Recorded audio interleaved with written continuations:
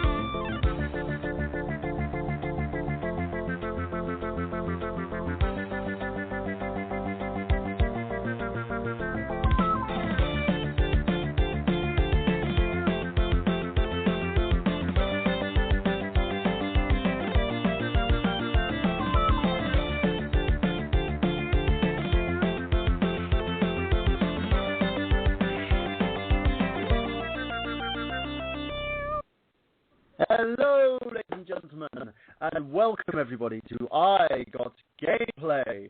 My name's Michael Burhan, as you know, and today we're kind of a bit light on the hosts, but the show is extremely epic nonetheless, of course, because today we've got a very special guest. We've got Rossetter from Twin Perfect on the show with us. And Rossetter, tell everybody a little bit about yourself, who probably hasn't heard of you or has been living under a rock for the last 5 years. Well, hello, Internet. I'm Rossetter. I am the creator of Twin Perfect and co-creator of a YouTube series called The Real Silent Hill Experience, where we dissect the entire Silent Hill game series, and we wanted to really explore what made those games the games that they are, and we were a little disappointed with the way the new games were coming out, and so we wanted to explore why that was happening. So there it is. Oh, I do apologise for interrupting you on that as well. Oh, that's okay. Ladies and gents, Zach's going to be a little bit late. He's going to be here ASAP. So the majority of our hosts, as I said, have run in sick today. So it's going to be myself and Ross to hand in on the show today. And I thought, in terms of a few questions I'll kind of run through you. Twin Perfect itself, how did that start? How did you guys put together that kind of project? Because it seemed like a very big and in-depth type of project that you went through, because you went the fridge theories, like doing the obvious film reviews, to doing that huge and taxing project of the Real Silent Hill. Where did that all come from? Well, Twin Perfect was my way of trying to get the general public to get into analyzing their favorite entertainment, video games and movies and TV and music and everything, and take a closer look at the things that they were watching and absorbing and think about what they were seeing. And in an effort to try to get, it's selfish, really. It's my effort to try to make the entertainment industry smarter, because I'm sick and tired of watching movies and playing games that are just, there's holes in the plots, and there's just, you know what I'm saying, right? Yeah, no, I do. I'm getting lambasted for it at the moment. Playing through Watch Dogs, and the amount of holes that's in that game, the story, the structure, the mechanics. I went on a huge tirade about it when I did a review. I tried to do kind of like an indifferent review on it, but the game itself, even though they've spent so much time trying to get it out there, just seems really broken. And it kind of seems the level that people are working at these days. Studios are throwing games out there by the dozen. You've got companies like GameStop looking to license certain content from games now. So they're removing chunks of these games in order to basically sell more copies. You've got light-hearted demos like Metal Gear Solid Ground Zeroes coming out for like $40 a piece, when it's just a level from a game that hasn't been finished yet. Right. So it seems like studios are more moving towards money instead of actually towards what makes a game work. You know, I'm an avid storyteller myself. You know, I believe stories should be the main focus, especially when platforms like the gaming these days. You know, it's worked so well with games like Heavy Rain, for instance. Mm-hmm. And you go through and you see stuff like this. And my biggest peeve, you know, being a huge Silent Hill fan myself, was the Silent Hill series in a sense. After I believe after 3, it kind of went downhill. Correct. And a lot of it was because they saw it as a cash cow. So like, well, we don't want it to end because we want more series, more franchises. And I was having an argument with someone, wasn't an argument, more of a debate quite recently, where they were telling me about like telling a proper prequel to Silent Hill. And I said, you know what, you really want to know how to tell a bad prequel? Have a look at Silent Hill Origins. You've got a disposable character. They threw him in there. They made all this crap about the other world where there was no other world that existed. You know, they made up all these zany game mechanics just to pad out the game. And every single sequel that came out, like before it, you know, even hit the shelves, they all kind of resembled the same thing. Guy loses his memory. Guy figures out what the hell he's done after going through all these weird experiences and loads of jump scares. Right. They cracked the formula, as it were. They constructed this formula of what they thought Silent Hill was supposed to be about, and then every game after that just follows this. You know, if you want to see a good example of the type of thinking that went into those games, you look at their preview interview with the team that made Silent Hill Homecoming, and you will see Shane Bettenhausen of OneUp.com just basically laying out the thought process of a Silent Hill general Silent Hill fan and a Silent Hill creator at the time, which was, people like creepy little girls, they like drawings, they like nurses, so we'll just throw that all in there. And that's what Silent Hill's really about. Yeah, it's kind of a very lambastic opinion in a sense. You know, they look at it and they're like, oh, I know Silent Hill better than anybody else. Well, you don't, because if you did, you would understand it's not about that. It's about the atmosphere. It's about basically telling the story of not only the town, but the people that have been within it. Like, when you look at someone like Harry Manson, for instance, Mason, apologies, for instance, he was the main protagonist of the first game. The story was he lost his daughter in this town, you know, after driving to there because she was having these, like, nightmares, for instance, and then everything else unfolds. He was kind of like the pawn within this whole series of instances that were happening within this town, within this kind of isolated area, in a sense. And we watch the story unfold within that. Then, for some reason, most of these developers kind of forget about that story and forget about the atmosphere and forget about everything that happened before, and like, let's all do Silent Hill 2, because obviously everyone wants Silent Hill 2. Yeah, Silent Hill is a much bigger story than they seem to think it is. Yeah, it's kind of, it works on, they kind of focus it on one game instead of focusing it on the diverse individuals. And like, you know, we've got novellas that came out from it. You've had the movies that came out well. And you had like loads of different things that came out that were trying to tell a story about Silent Hill, but didn't understand it. And that, I think, was the main downfall of the series in general. And just to interrupt our kind of role that we're on at the moment, we've got Zack Latour with us. Zack, are you there? Yeah, can you guys hear me? Yeah, we can hear you. Zack, this is Rossetter. He's one of the founders of Twin Perfect, who's with us on the show. He's gracing us our little show with his presence here today.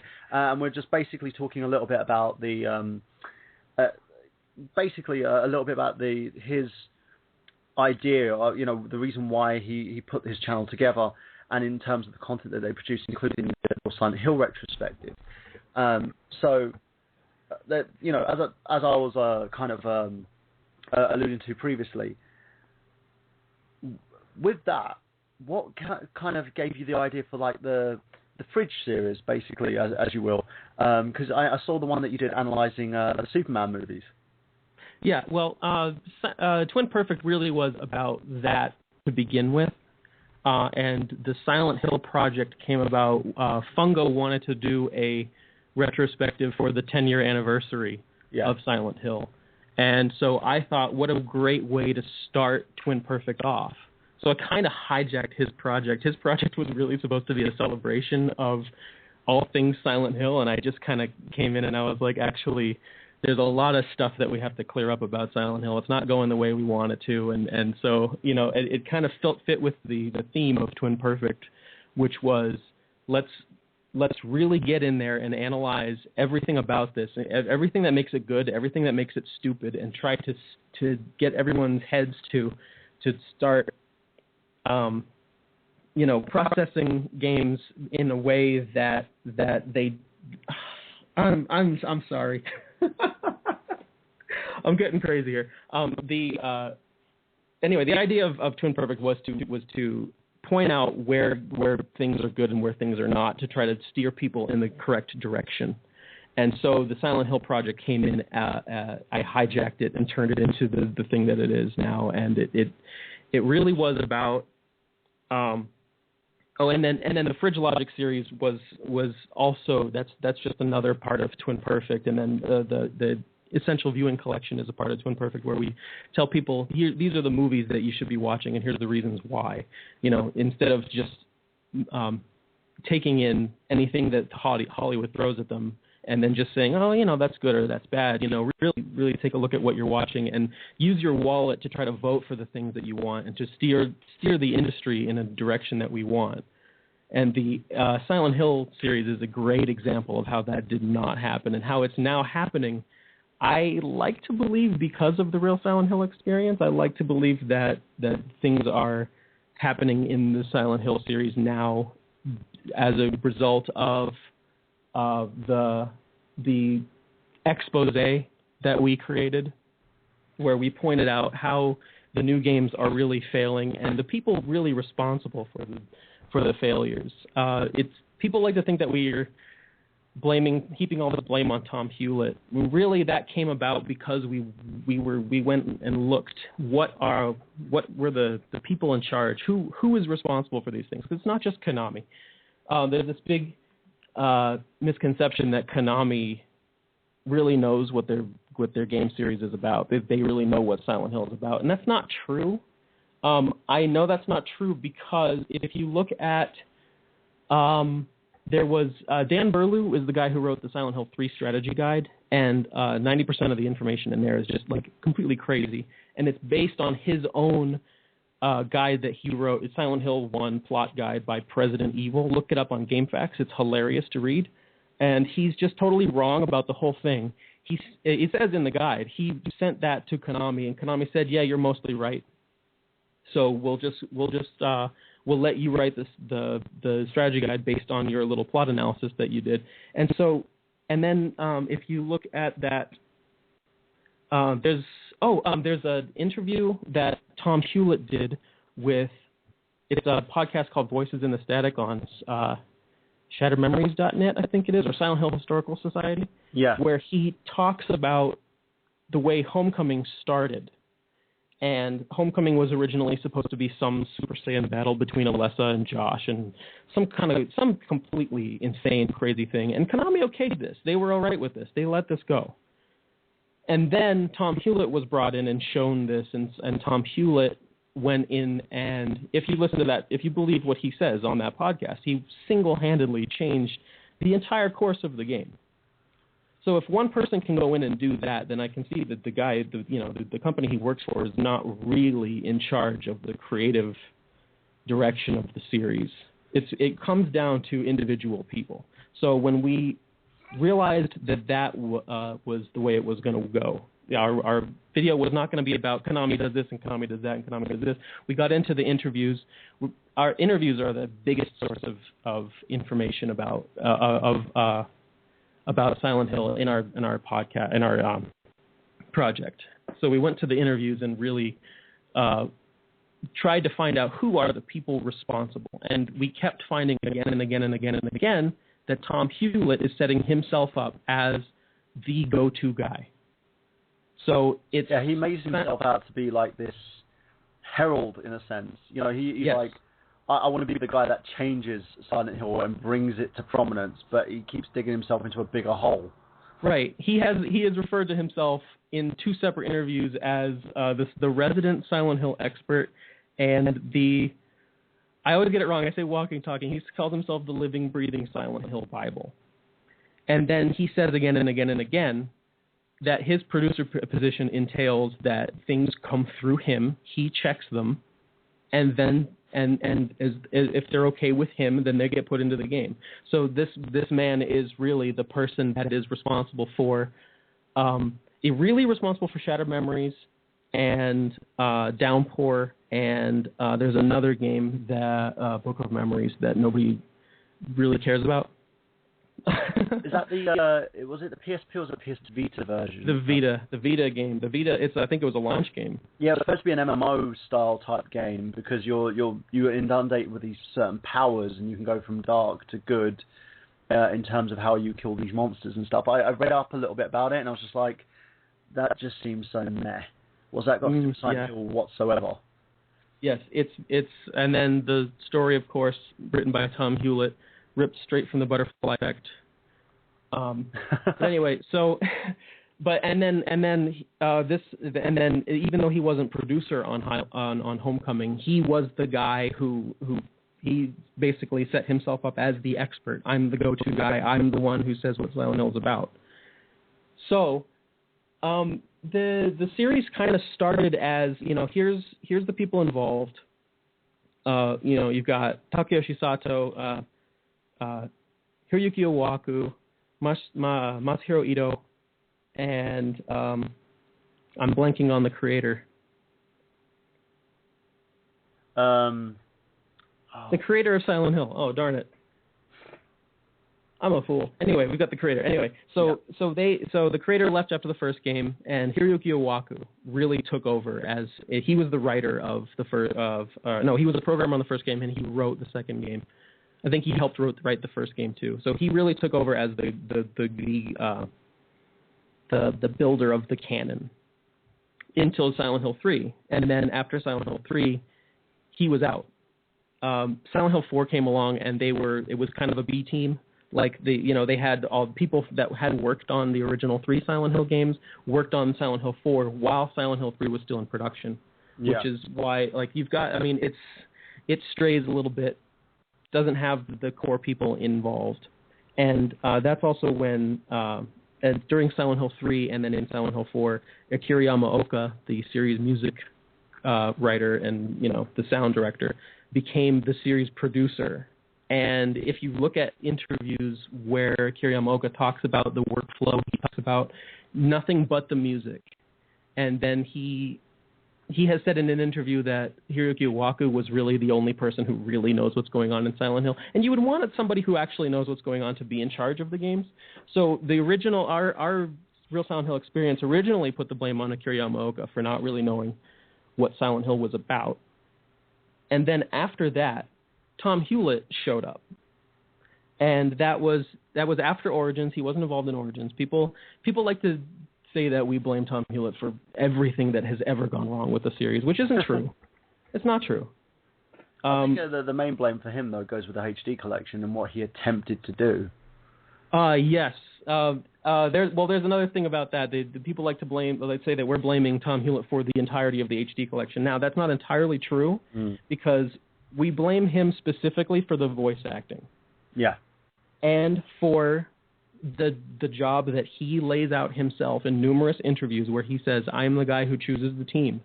I make sure everything is going well. And he chose Hijinks, which is they make cell phone games. They never made a real game before.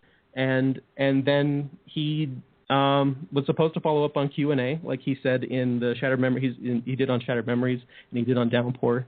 I think he should have done with HD Collection, and he did not.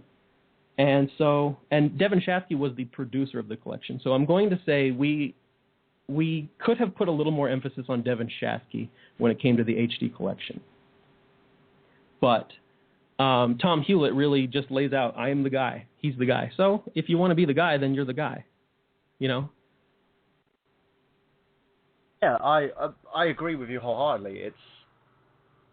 It kind of annoys me when he... the thing about it is he's like you're waving a fish at a shark. he's baiting people with saying, well, I'm the guy who's responsible for all this and that, and then gets offended when people start pointing the finger. Mm-hmm. And I think the main issue with Tom Hewlett was not only the fact that he tried to rewrite the script for Silent Hill 2 and 3, which is horrendous. Yeah, and that whole debacle with the voice actors as well, and the fact that it seemed to me there was no PR involved in that process, because everyone kept opening their mouths and digging bigger holes. Like, you had the voice actors, the new voice actors that they hired in there, that had no idea about the atmosphere, about the characters, about the emotions that they're supposed to project, because everything was captured beforehand. It's like, for those who didn't know, especially with Silent Hill 2, the actors were actually, they weren't just voice actors. Everything was motion captured. So they laid out the process. There was the acting. Everything was done prior to get these guys into the kind of the mindset that they wanted to in terms of these characters. I had a conversation with Isihi about kind of his process, and he would tell me, it's like being an actor myself, the trait I always use is the Stanislavski system. So he always works on emotion. The emotion, the way that you invoke that emotion, and also the way that the character is built. And the main character in Silent Hill 2 is based around Guy, his experiences, his personality, in a sense. And that's the same with the majority of characters in that game. And he just attempted not only to rewrite the script, try and get a bigger budget for it because he wanted to make it different, even though that you're making a HD collection, which should have been just a fucking re-release with in high definition, which it wasn't. Right. He then has the balls to cast other actors and then says, if everyone's got a problem with it, blame Guy Seehey. Mm-hmm. I don't think Tom Hewlett himself said to blame Guy Seehey, but Mary Elizabeth McGlynn certainly did. Mary Elizabeth McGlynn was the voice of Maria in the HD collection, and she does all of the singing for Kiriyama Oka's songs, and she was the director for that. She was the voice director for that, but along with Tom Hewlett. Tom Hewlett also did that. Yeah, but he didn't necessarily say blame him, but he did say there was contract problems, and there were certain issues in a sense, and him in a way he goes, there's no bigger fan of Silent Hill than I am, in a sense. For me, it sounded like he wanted that kind of okay to write Silent Hill fan fiction. Yes, yeah. He's a guy that loves Silent Hill so much that he can see what's wrong with it better than you can, and he knows how to fix it. Yeah, that's his mindset. It was hilarious. I own a copy of the HD collection on the Xbox 360. Mm-hmm. The one that didn't get the patch. Yeah, and it's basically so broken I can't play it. It's horrendous, yeah. Yeah, it's just there on my shelf. I'm looking at it at the moment, like a disappointed child who didn't get the toy he wanted on his birthday. It made me laugh because I sat there and I was like, I've wasted so much money on this piece of crap. It literally is a piece of feces, in a sense, because it's not the game that it was supposed to be, and it's. And as you've basically pointed out, yourself and also Fungo pointed out, the fact that the HD collections were done in the right way previously by different studios, then comes along. Yeah, there is a company that has worked with Konami before called Bluepoint, and they did a fantastic job on the Metal Gear HD collection. They could have taken Silent Hill and just done exactly what they do, which is take the game that was originally created and just up-res it. That's all they had to do. Tom Hewlett saw it as an opportunity to fix all of the problems that he saw with it. And that's absolutely ridiculous. As you were saying with talking about the actors, the original team needed a certain thing from those actors, and they got it. They were there with them. They did the motion capture with them. They did the voice acting with them. They got exactly what they wanted for the game. And games are a product of their own constraints. So I don't care if you say that the voice actors were bad or the motion capture was bad or something wasn't right about it. That's the game. That's how it turned out. Yeah. So when Tom Hewlett and Mary Elizabeth McGlynn and Troy Baker, who did he's the voice actor for everything, but more specifically for James in Silent Hill 2 in the HD collection, you know, all these people, they say, we're going to introduce Silent Hill to a whole new generation of players. No, you're not. You're going to introduce Tom Hewlett's version of Silent Hill to a whole new generation of players. I'm glad that Tom Hewlett's new script was not allowed. Although I'm actually, you know what? Now that I'm thinking about it, I kind of wish it was, because I would like to have seen what he would do. I wouldn't, because it kind of reminds me of like George Lucas in Star Wars. Like, he did it right. Just because you see that you want it done differently doesn't mean it wasn't done properly in the first place. Correct. But the thing is, George Lucas had the right to do that. That's the one thing that's kind of different from the situation. Even though there were other creators on Star Wars, he had the right to do it. You're giving it in the hands of someone who has the original concept. None of the 3 games were conceived by him or made by him, yet he felt so obligated to try and change that. I guess an analogy would be to find the biggest Star Wars fan in the world, who's the biggest Star Wars fan, and then put the next movie in that person's hands. I think we've got that in J.J. Abrams, haven't we? Well, I'm probably the only person that's excited to see what J.J. Abrams is going to do with Star Wars, because George Lucas himself couldn't do it with. Well, I'm kind of excited because of the fact that, one, it's a new Star Wars movie, but I'm kind of disappointed because I didn't get casted. I thought my audition was amazing. But in terms of that, though, in terms of like what he did, and the fact that he was trying to go this far, he had, again, as we put it in there, he had an agenda of his own, because obviously he wanted to make an entirely different game, and he did kind of get away with it when he did, I believe, what was it, Silent Hill Shattered Memories? Shattered Memories, yeah. Yeah. So he did kind of get what he wanted when they made that kind of that we I wouldn't call it a reboot or even a reimagining. They made a different version of Silent Hill 1. It's supposed to tell the story, but it's telling it from somebody who has no affiliation with it whatsoever. Right, but it's not even that. It's I'm just going to tell my own story, and I'm going to make some similarities with, you know, it's like there's the same starting point. Harry Mason's looking for his daughter, and then that's it. That is the only. People got mad because we said that in the review, and people are saying like, oh well, you know, I mean, it follows like, you know, he meets Lisa around the same point in the story, and he goes to the school around the same point, and it's like it's not really the same. Because if you strip it down to the bare minimum, the original was about some kind of, you know, it's a cult who's messing around with a spiritual power, and it causes this spiritual power to go haywire, and that is totally different than I'm sad because my dad died and I'm in therapy now. Those are two completely different ideas. Yeah, it's basically like saying you're telling a story of 9/11 from the guy who was catching the bus near the World Trade Center. I know it's kind of a very bad analogy in a sense, but that's literally what you're doing. You're telling a tale from someone who has no affiliation with that whatsoever, because you're basically saying it through his daughter's eyes, who wasn't there. You know, she wasn't. She was like merged with Alessa at the time. You know, so and this incarnation of her as well was kind of different anyway.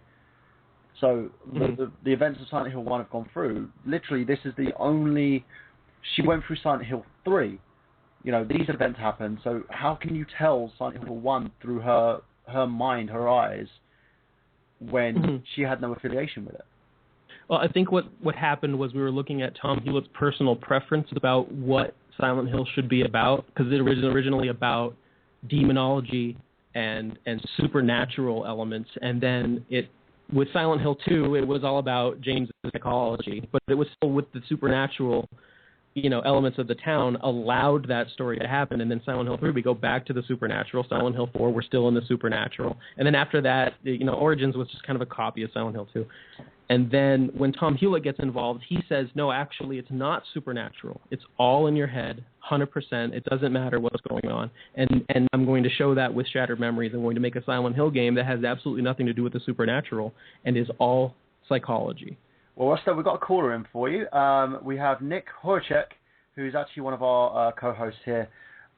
Usually does other shows with us on the network. Nick, you're on the line, mate. Hello, Nick. Okay, I think there's a problem with the call. Hopefully he'll call back. Just to let you know, ladies and gents, if you want to call in, you can do on 718-664-9265. That's 718-664-9265. So in terms of that, in Shattered Memories, in terms of what they were trying to invoke, do you think that they were trying to lead it onto a new series of games? I think that it was an effort to shift the focus, because if you look at the interviews, Tom Hewlett interview, the Devin Chatsky interviews from before they started to get involved, and when before Downpour came out, really is when they started getting really vocal about it. They really, really, really don't like the cult. They hate the cult. Devin Chatsky especially hates the cult. So they wanted to. They're there to. They invoke the events that happened. Without the cult, there's been no Darla Gillespie. Right, but that's the problem, isn't it? That's what really Silent Hill is about. Is about a cult experiment gone awry, and it just caused all these problems. Now, people the argument that the spiritual power was around before the cult, and it's like, yeah, that's true, but it was really Silent Hill 1's events that led to Silent Hill in the games we see being the way it is and being what it is. So you have to have the cult there. Yeah, I agree, because the end of the day, Darla had her agenda, and she was putting that through the cult itself.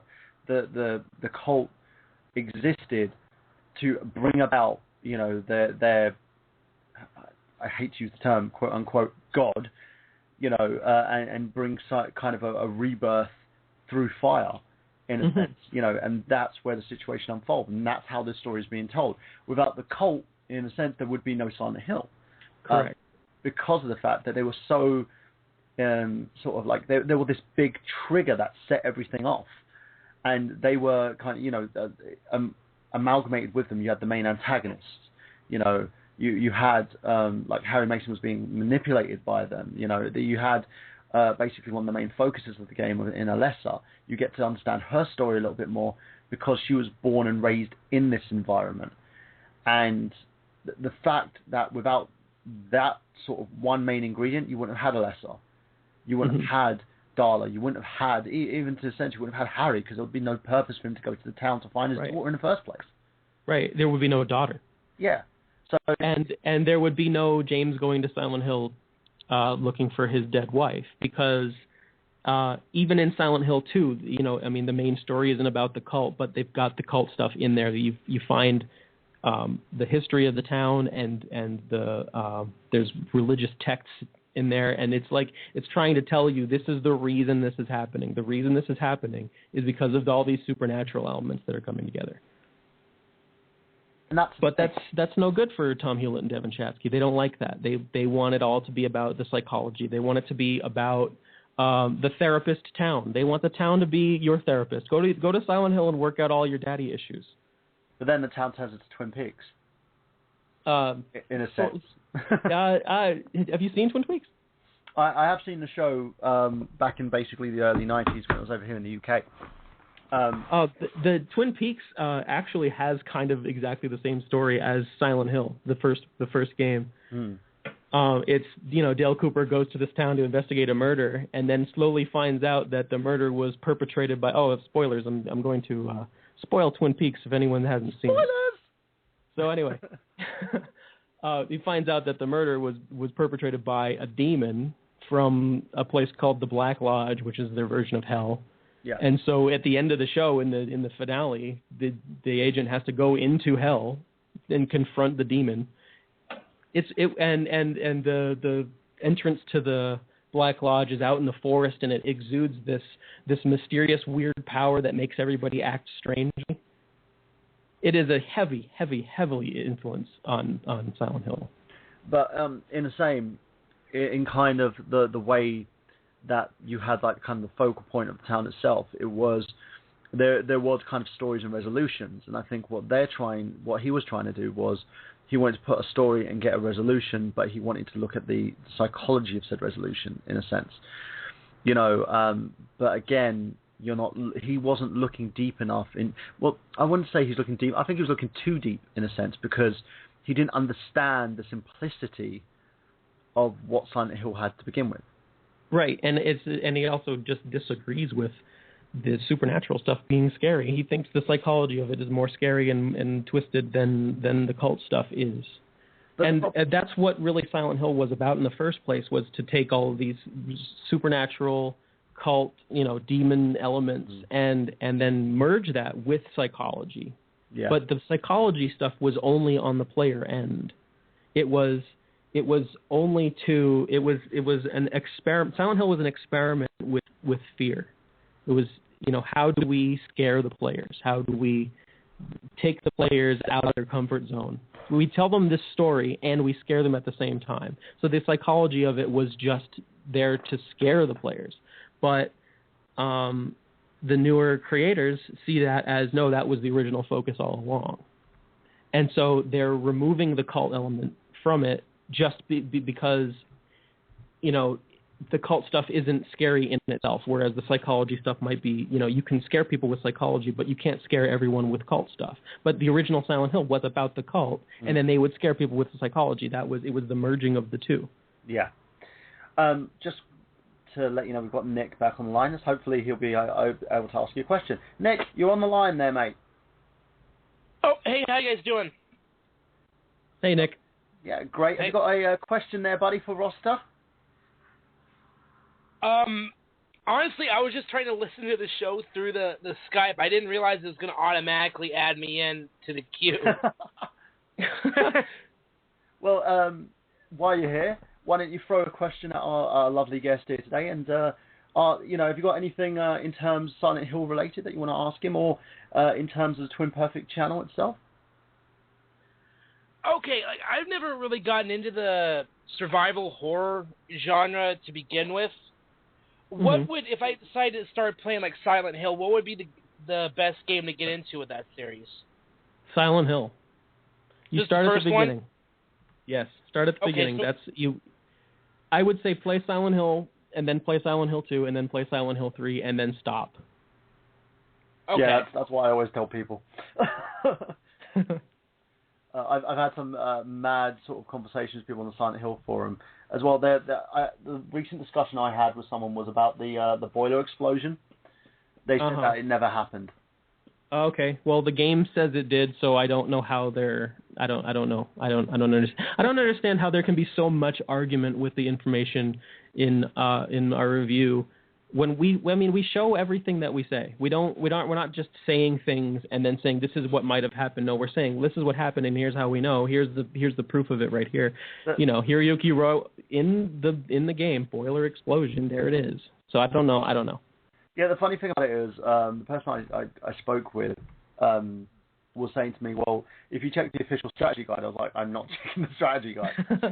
Well, there is a little bit of a misconception about the real Silent Hill experience. The real Silent Hill experience is not our personal feelings of what Silent Hill should be about, and then we go and find the proof to prove our statements.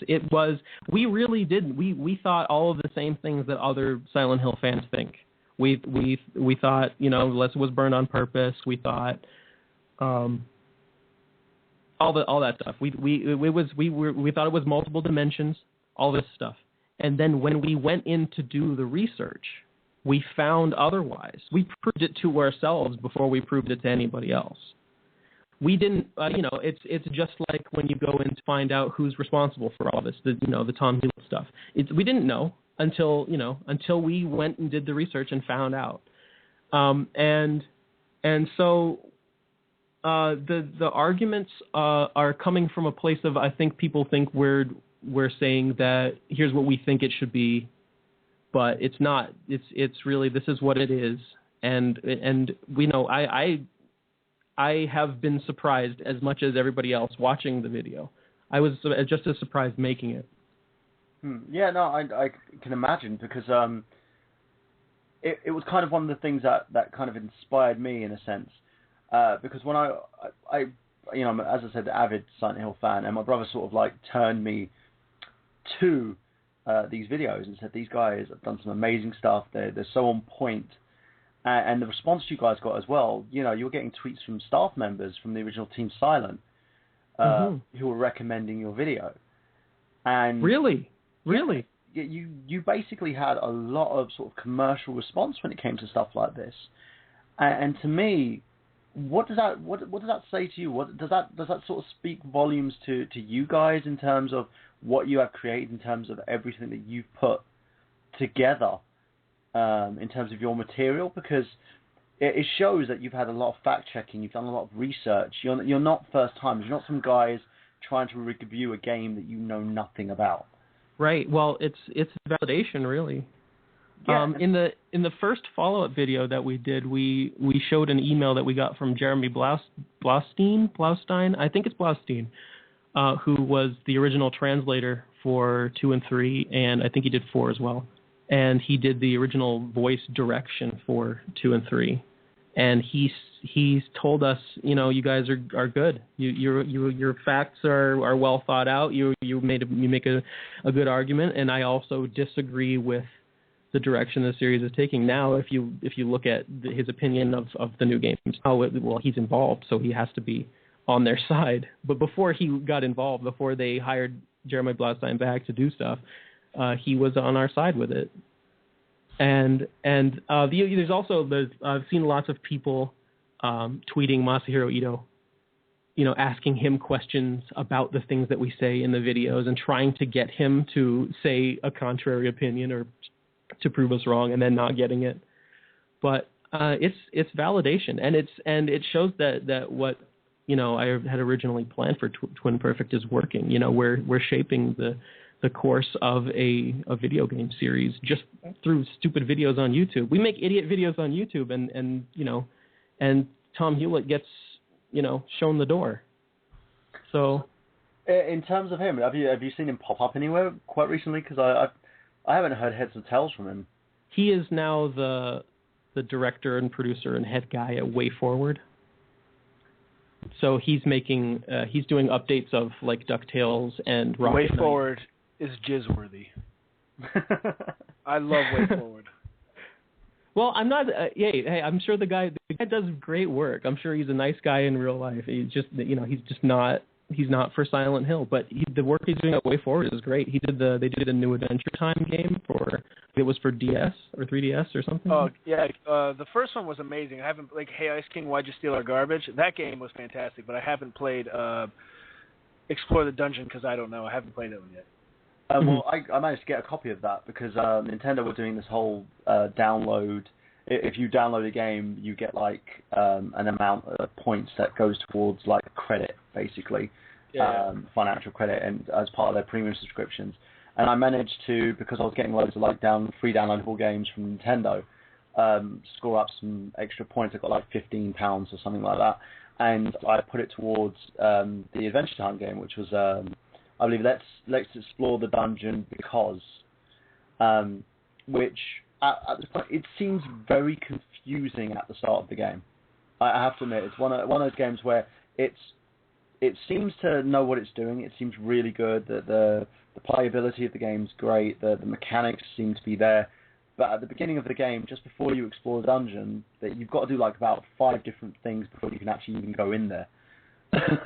So it's one of those things where I believe, you know, 9 times out of 10 they can do some amazing things with some great properties. But I think in general, in terms of his ideals, I think I kind of compare it to a wrestling format in a sense. Kind of like what Vince Russo was to the WWE in a sense. He needed a filter. You know, you get the guy on his own, you get him on his own laurels, you get him on his own judgments. I don't think he knew what to do.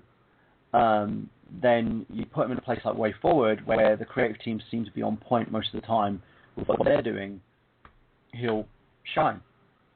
Well, if you look at interviews where he talks about being in his exit interview he did an interview after he left Konami and said, you know, if I'm going to be blamed for being in charge, I better actually be the guy in charge. So I think he has set himself up as the one in charge over at WayForward now. So I don't know if it's the team that he's working with or if it's him. But I don't know if you can trust his word on it because, you know, he says things and then we say he said this thing and then he says I didn't say that thing. So I don't know. Yeah, then you can quote him on it. So let's move on from that stance for a second. And Zach, do you have a question that you'd like to ask Rossetter here? No, not at the moment. I'm just listening. Okay. Let's move on to the Silent Hill movies for a second, because you, as part of that retrospective, you did talk quite a great deal about the first movie that was created by Christopher Gans, and this has been said not just by like members of Silent Hill forums that I've actually managed to migrate to. This has been said by gamers and gaming enthusiasts alike that it was actually one of the best gaming movies out there. Mm-hmm. Yeah, I've heard that a lot. I'm of the opinion that Mortal Kombat is, but I totally agree. So the Silent Hill movie is lauded as the best video game to movie adaptation ever made. I can say that it's the visual style, certainly very good. Christoph Gans has real visual style. He can make a movie look good. But if you want to know how the movie does as a movie, then you can watch the Twin Perfect fridge logic for the Silent Hill movies. Because it's unless you really think about it, I mean, if you really, really, really think about what's going on in those movies, they're not good. They're not good. Yeah, no, I agree. And when I was going through I went through the footage logic videos, and I also, point and reference this movie itself. And as somebody who enjoys cinema and who's a big fan of film, I hated the first movie, and I hated the second movie even more. Even though most people are like, well, compared to the second movie, I was like, don't compare it, because compared to the second movie, it's an Oscar winner. Compared to that movie, any gaming movie out there is an Oscar winner. It makes Legend of Chun-Li look like it should have been in the cinema. Right. Well, when the creator of the second function. When the director of the second movie is apologizing to the internet for making the movie, you have a problem. But it does make me laugh, but it also gives me hope that there's room for anybody out there in Hollywood.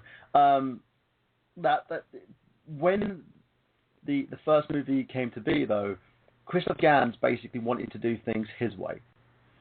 And it was a marriage of Christoph Gans's understanding of what Silent Hill was, and then Roger Avery, the writer, he made that movie and won an Oscar for co-writing Pulp Fiction. I don't see how that happened. Anyway, it was Roger Avery's butting heads with Christoph Gans that created that movie's plot. But one thing that a lot of people had a bit of an uproar about it, and I understand that Konami had a bit of a disagreement about it as well. He took the title character of Harry Mason out. Mm-hmm. Instead, he replaced him with a female protagonist, which, in most people's eyes, and when I first originally saw this movie with my brother, he basically thought, and I did too, that the female protagonist was basically his wife, in a sense, and that Harry Mason was like a secondary character in the movie. But no. They, after Konami's basically asking him, like, you took the male lead out and you put the male in there. He then created and I see this as an arrogant way of doing things.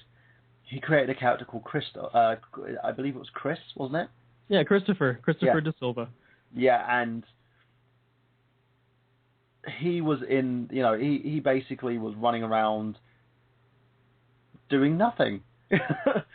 Literally doing nothing and restating information that was already being exposited in the main story. And, I love Sean Bean. He's one of my favourite British actors, being a fellow Brit. But he was in the wrong role. There was no reason for him to be there. He was useless. And it was just basically film padding for the majority of his scenes. And the way this thing went forward, I think that in my opinion, I think he browsed the game. He saw elements that he liked, but I don't think he understood it or he was a fan of it at all. He just wanted the property. I don't know about that. If there was an interview he did with Shane Bettenhausen, I think it was with Shane Bettenhausen, where he lays out, it's pages and pages and pages and pages of what Silent Hill is about to Christoph Gans. So I'm pretty sure that all of the non-Silent Hill stuff that happened was Roger Avery's side of it. Yeah. It was just Christoph going, I don't feel like writing things that aren't Silent Hill, so Roger, you just take it over. That's what Roger Avery makes it sound like in his interviews. But then again, I'm not, that's not saying that Christoph actually knew what Silent Hill was about. But he was very much invested in the Silent Hill stuff. I'm still flabbergasted why he wanted to replace Harry with a woman. It doesn't make any sense. The thing is, I didn't mind, in a sense, him doing a prequel. That would have made more sense. Or him basically finding something else that he could do. But for me, I think if you're going to tell the story of Harry Mason, you should have done it right. Not supplement him with a different character because you feel that everything that happened to him should have happened. And again, this is it. I believe it's in context here that he said everything that happened to Harry, he believes was a struggle of a woman. And I was just like, well, men don't care about their children. Yeah, I've got 4 of them myself. I don't really give a monkeys. I just let them roam free outside. They're nothing to me. Yeah, I let them poop. They're a boat anchor. They don't need nurturing care. I keep them all on leashes and take them for walks because I have no idea what I'm doing. It's a good thing they're your children. If they were adopted, they'd be, Yeah, do you know what I mean? I'll be taken back. But it's like, for me, the movie seemed like a complete and utter insult in context, because it was like he had, I believe, half the atmosphere right. He knew what he wanted to project, but he took out the main protagonist, he removed a great portion of the story, and made the movie about witchcraft. Mm-hmm. Not even witchcraft. It's really about just some Christian cult burning witches. It's not, and there isn't actually like the only witchcraft in it is just devil. It's just the devil. It's Christians versus the devil, which devil does everything. It's insane. Yeah, and it lacks, in my opinion, it lacks focus in terms of what he was trying to provide. Now, again, I'm not saying independently, it may have, in context, it could have been a good movie if it didn't have a name on it. Mm-hmm. It could have, it would have basically stood alone, and again, no shot at him for this, as a straight to DVD movie without that name on it. I can't agree with that, and it's for reasons laid out in the fridge logic for Silent Hill movies. I can't agree with what you're saying, but I mean, without the Silent Hill name, I don't believe it should have had the name at all. I think it could have stood alone as a straight to DVD movie because it seemed very B-movie-esque. They'd have to change the plot as well because the plot doesn't make any sense whatsoever. Yeah, as it stands. And that's the thing, because the thing is, I give a lot more leeway to B movies that get released straight to DVD, aka The Room, for instance, than I would to something that has a cinematic release. Because once you release something in the cinema, that you're saying this movie has got a huge budget, this movie has got a stellar cast, and this movie is going to be something that people are going to look to and say that was amazing. You're looking at box office receipts. And this is a movie that has the Konami stamp on it, and the approval of Akira Yamaoka. Akira Yamaoka has said in interviews that he thinks it was accurate portrayal of what Silent Hill is all about. Yeah, and that's the real portrayal of what Silent Hill is all about. Oh, you had to say it, didn't you? I'm sorry to do this. I really am, but he said it. Betrayal! Betrayal! Betrayed me! I hate you, Zach. But yeah, going on from that, and the fact that he basically, it's not Bowl levels of, ruined. Yeah. He came close. Now, right. the fact that a lot of people rate this kind of highly in comparison is because they compare it to Silent Hill Revelations 3D. Yeah. Well, they were kind of rating it before Silent Hill Revelation 3D, but I think that's mostly people who haven't played the games. People need to understand that we're working from the standpoint that the games are masterpieces, and the Silent Hill movie should be also a masterpiece since it has the Silent Hill title on it. We're not, I'm not saying that people can't like the movie. Yeah. I know somebody personally who loves the movie and knows that it's in relation to Silent Hill, it's a piece of garbage. But as a movie on its own, they love the movie. It's just that we know that they can do better. The problem is that people watch this movie and think, oh, that's what Silent Hill is all about. I need to go no further. There are people who are saying, I know lots of people who watched the movie and that brought them to the games. I know lots of people who watched the movie and saw, oh, I'm not interested in that at all, and didn't play the games. Yeah, you know what? I've had a discussion with someone, actually, a friend of mine. I'm currently in the process of producing a Silent Hill TV pilot. We have numerous writers on it. We brought the project to Konami, who have greenlit the TV pilot only. And that's excellent. When casting the actors for this, because I have a certain story and a layout that I want to sort of project, I'm a big fan of the game, so I've played through them. And I've referenced everything, including your work as well, when looking into this. One friend of mine was like, oh, are we going to reference the films? I went, don't you dare. Don't you dare consider these movies anything to do with this, because as far as I'm concerned, it's and a lot of people just go, oh, it's interpretation. No. No, it's bastardization. Yeah, it is bastardization. And I looked at it and I was just like, I remember with me and with a lot of like film content that I watch, I always have to go in there with my reviewer hat on, in a sense. I'll sit there in the cinema. If there's something that I literally don't like to the point where it's chaotic, that it just seems extremely out of touch, and there's certain simple elements that are not in it, I get annoyed. With Revelations 3D, and I was one of the poor arseholes that saw this thing in the cinema, I walked out. From the beginning, I walked out. Well, as somebody who is expected to review the movie, I didn't have the same luxury. Yeah, I literally had my house like, I can't watch this. I would rather sit through the entire Twilight trilogy than watch this movie. And that's saying something, because I'm a huge Lestat fan. I think Twilight's garbage. But the whole issue with this movie, it really caught under my skin, because it was someone who had good intentions. I can see what he was trying to do, but it seemed like a bunch of jump scares. Yeah, it's somebody. Good intentions don't necessarily equate to a good result. Yeah, I agree. And it just seems so poorly executed. And I think without the 3D in the movie, it probably never would have seen a cinematic release at all. I wish I could have seen it in 3D, by the way.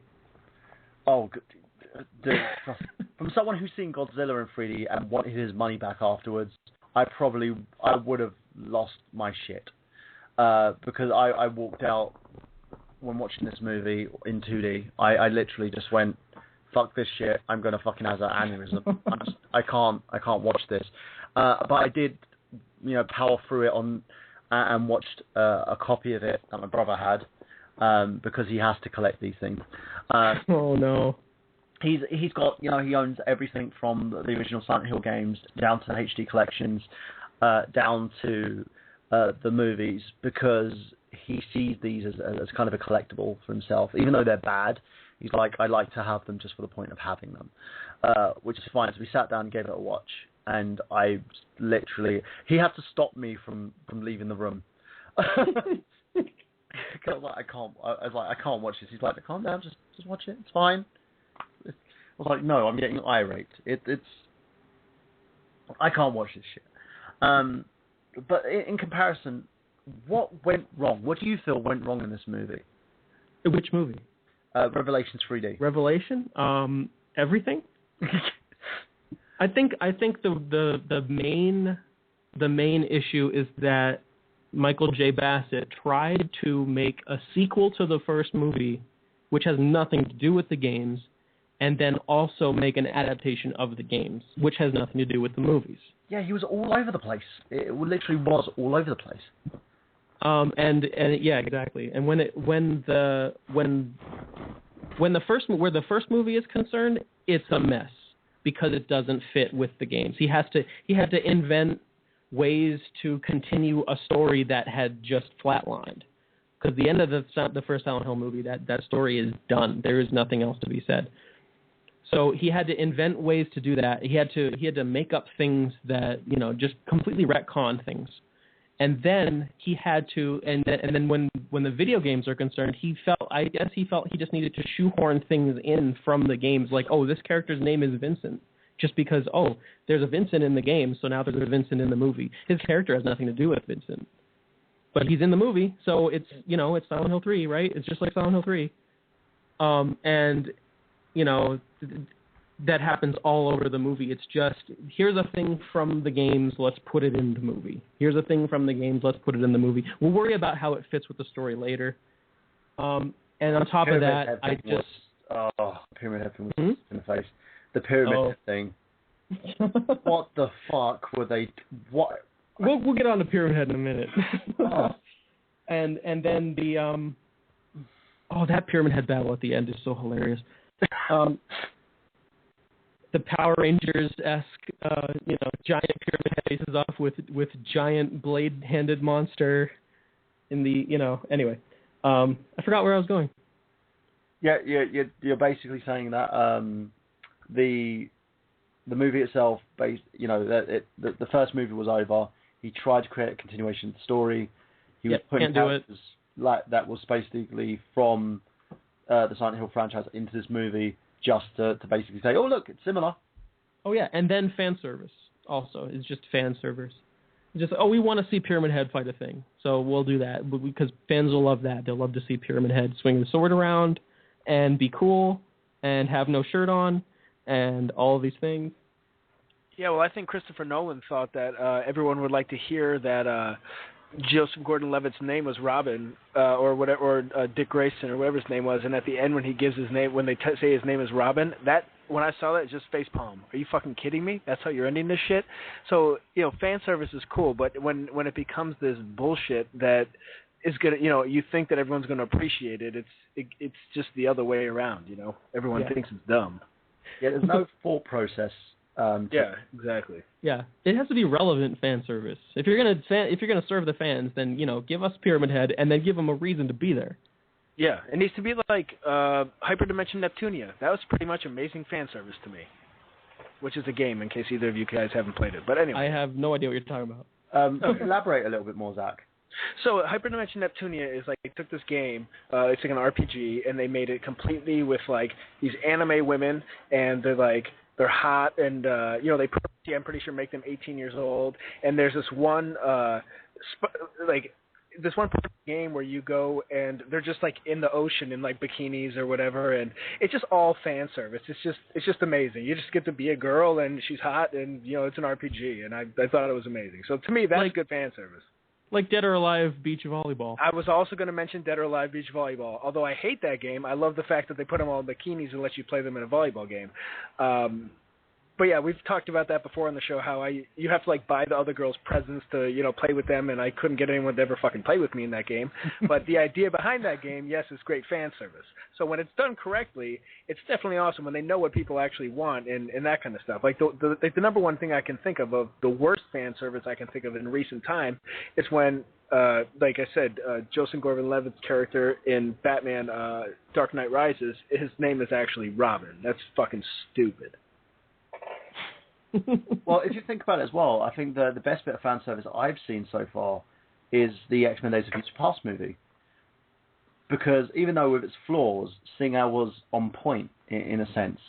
You know, he completely dismantled the whole Brett Ratner issues and built up a new sort of series of events, but also managed to add a little bit of fan service in there. There's a nice little ode to Quicksilver and Magneto's relationship, with oh, your power's magnets.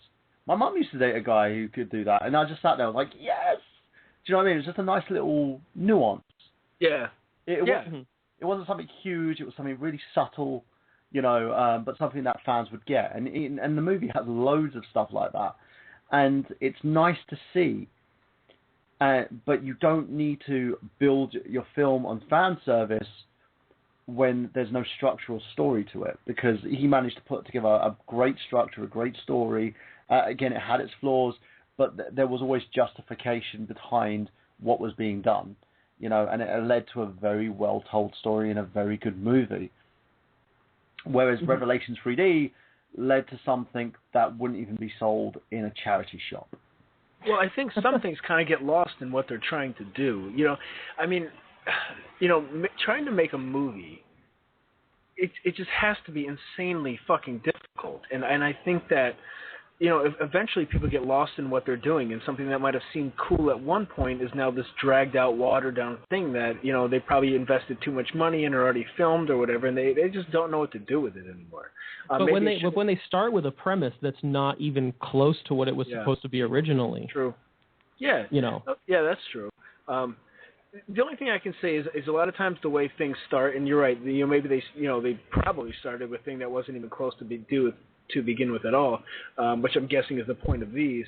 It's just, things just, even if it started the way it was supposed to, it's not always going to come out good. The way I look at a lot of things is the way things are made for a medium, whether it's a video game or a book or a movie or a cartoon or a comic book, I feel like they were originally made to be that way. So, Watchmen was made to be a comic book, but it was pretty good when they made it into a movie. And Mortal Kombat was made to be a video game, and it was pretty good when they made it into a movie. But you can't just count on that kind of stuff. People are taking the liberties of what they want to do with things, but the prime examples I have is Chrono Trigger is made to be a video game. That game, in my opinion, couldn't have been a book. It couldn't have been a movie. There's just too much shit going on that it had to have been a video game. So the fact that they're taking these games or these books or these movies or whatever they're doing and making them into a medium where they weren't necessarily originally intended to be is rolling the dice in general. You're taking a huge fucking risk doing this because it wasn't originally made to be this way. But the least they could do is relate it to the original medium in the first place. I agree, because absolutely. That's their biggest excuse is they say, oh, well, you can't tell the story of the game in a movie because it's not going to come across. You have to make a movie. You can't make, But I disagree. I think you can make the story of Silent Hill into a movie without changing it completely. Well, it's very possible. But I'm just saying that there's always going to be some charm of the way that it was originally meant to be done. You know what I'm saying? Well, of course. There is a charm in the original Silent Hill. Even looking back at it now with its horrendous fucking graphics, in my opinion. But the game still has this charm, and I still love playing the game. But it's like even you look at Mortal Kombat, and the idea behind Mortal Kombat is have this tournament, and you have mortals versus whoever versus whoever, and whoever gets to the end and wins becomes fucking winner or whatever. And the first Mortal Kombat movie was fantastic. The second one, it's like they still had the same idea of a tournament, so it didn't stray 100%. Where they didn't just have people dressing up like Mortal Kombat characters and making a porno film. They were still trying to do this tournament, and the movie was just fucking horrible to begin with. Everything about it was shit. You even look at Ninja Turtles 3. That movie fucking sucks, but the first two are good. So it's all a gamble, I guess. Unless you have people who, I guess, like you guys were talking about J.J. Abrams. If people were to ask me who's the guy to make the next Star Wars movie, I feel like Star Wars has already been ruined for me. Honestly, the first three movies are fucking horrible. But J.J. Abrams, I would say that he's probably the dude to do it. I know I couldn't do it. Everyone would probably hate whatever the hell I thought of. But Yeah, so I mean, maybe these people weren't right for the project. Maybe it wasn't even. I don't know. It just seems like it's just a clusterfuck to begin with, and end to end with, I guess. Mm-hmm. There's a lot of parallel with Silent Hill and Star Wars, though. We keep bringing that up. It's the parallels are potent. What am I even saying? But it's all about people who were the. Okay, wait a minute. I just contradicted myself in my own head. Okay, so I was going to say the people who were the original writers and original creators, if they want to go ahead and move their property into a new medium, that's totally fine. We can respect that. It's when other people decide, I know what this is all about, and I'm going to make a movie out of it, and then I'll just throw the fan service in to just keep it relevant to the people who like it, and I'm really going to tailor my movie for people who have no idea what it is. Right. If it's someone who was the original creator or original writer or original, some original creative person is involved with the project, then it can, then at least it gets it can be respected in that way. But then I remembered that the Prince of Persia movie was written by the guy who made the original Prince of Persia games, and that's a horrible movie. Now, I haven't seen that movie, but here's something that I would like to bring up. There was the Batman with George Clooney that fucking sucked. Oh, I love that movie, just totally ironically. Okay.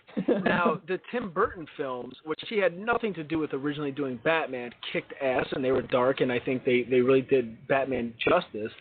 Kicked ass. And then there was the Christopher Nolan films that I think were fantastic. So I mean, I don't think it's always that the only people who can do it justice or do it correctly are the ones who originally had the idea in their head. I mean, maybe looking at this is because Batman versus when the Tim Burton ones came out and the Christopher Nolan ones came out were very far apart from when the comic books came out and all that kind of stuff, where you're looking at movies of Silent Hill versus when the game came out aren't nearly the span of time.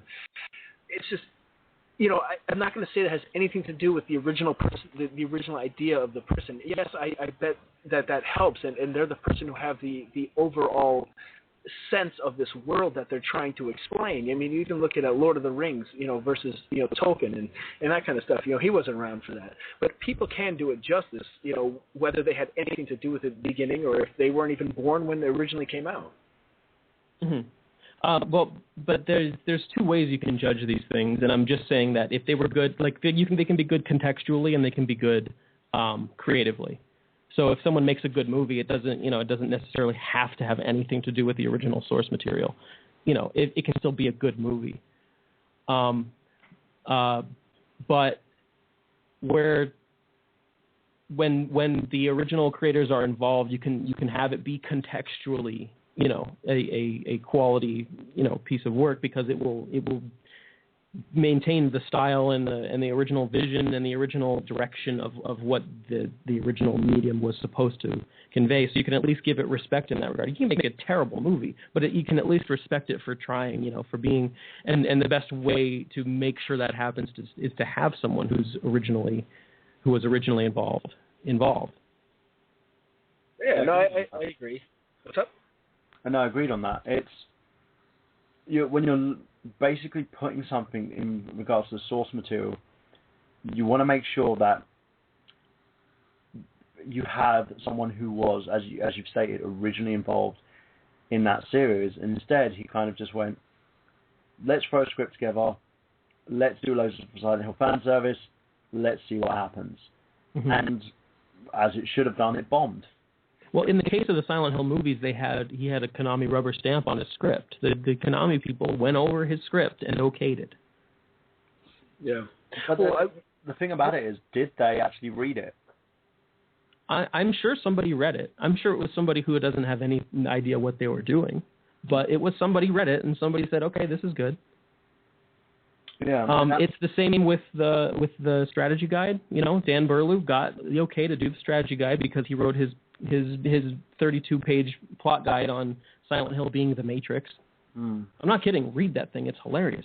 And it seems like all you have to do to make a Silent Hill movie or game or anything is to just ask. and they'll say, all right, yeah, and put a video together and put some of Akira Yamaoka's music on top of it and send it to them, and they will give you unlimited funds to do whatever you want. Well, the funny thing about the pilot was they greenlit the pilot but said, we're not giving you any money. They've been burned too many times before. Yeah, I think so. One thing I want to just say real quick is I think a lot of it, even more than being a part of something as being the creator of something originally, I think a lot of it comes down to being a fan of what you're doing. So if you watch there's this part of what was the Batman with George Clooney anyway? What the hell was even the name of that movie? Batman and Robin.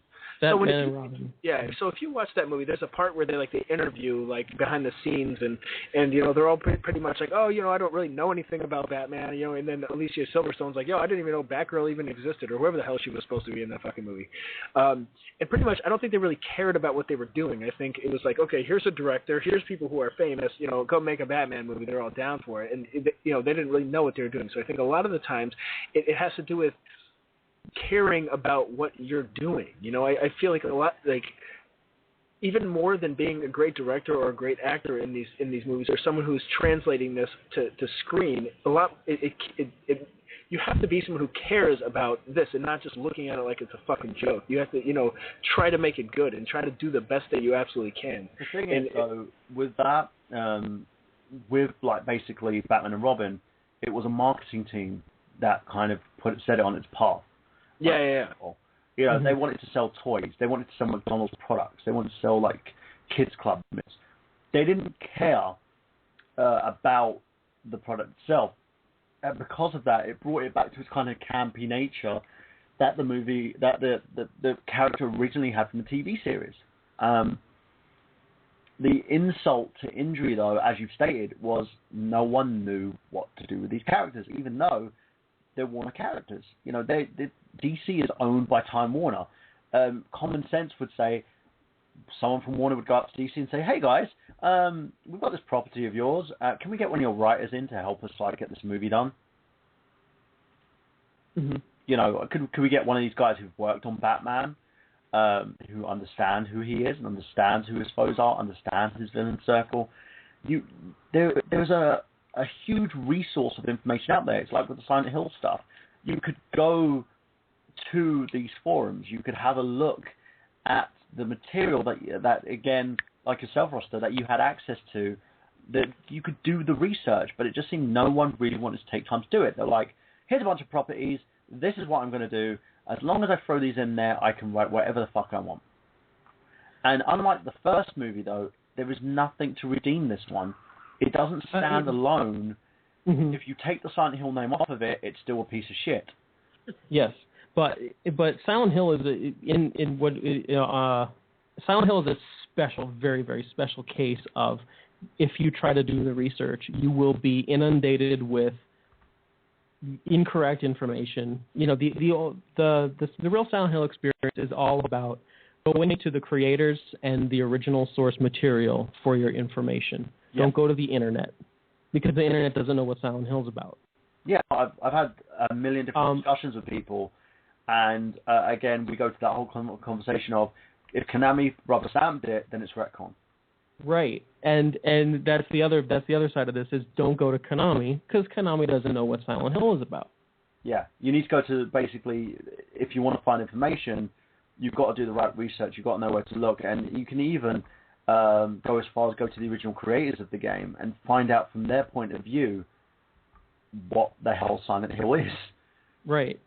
And the thing that got me, because I did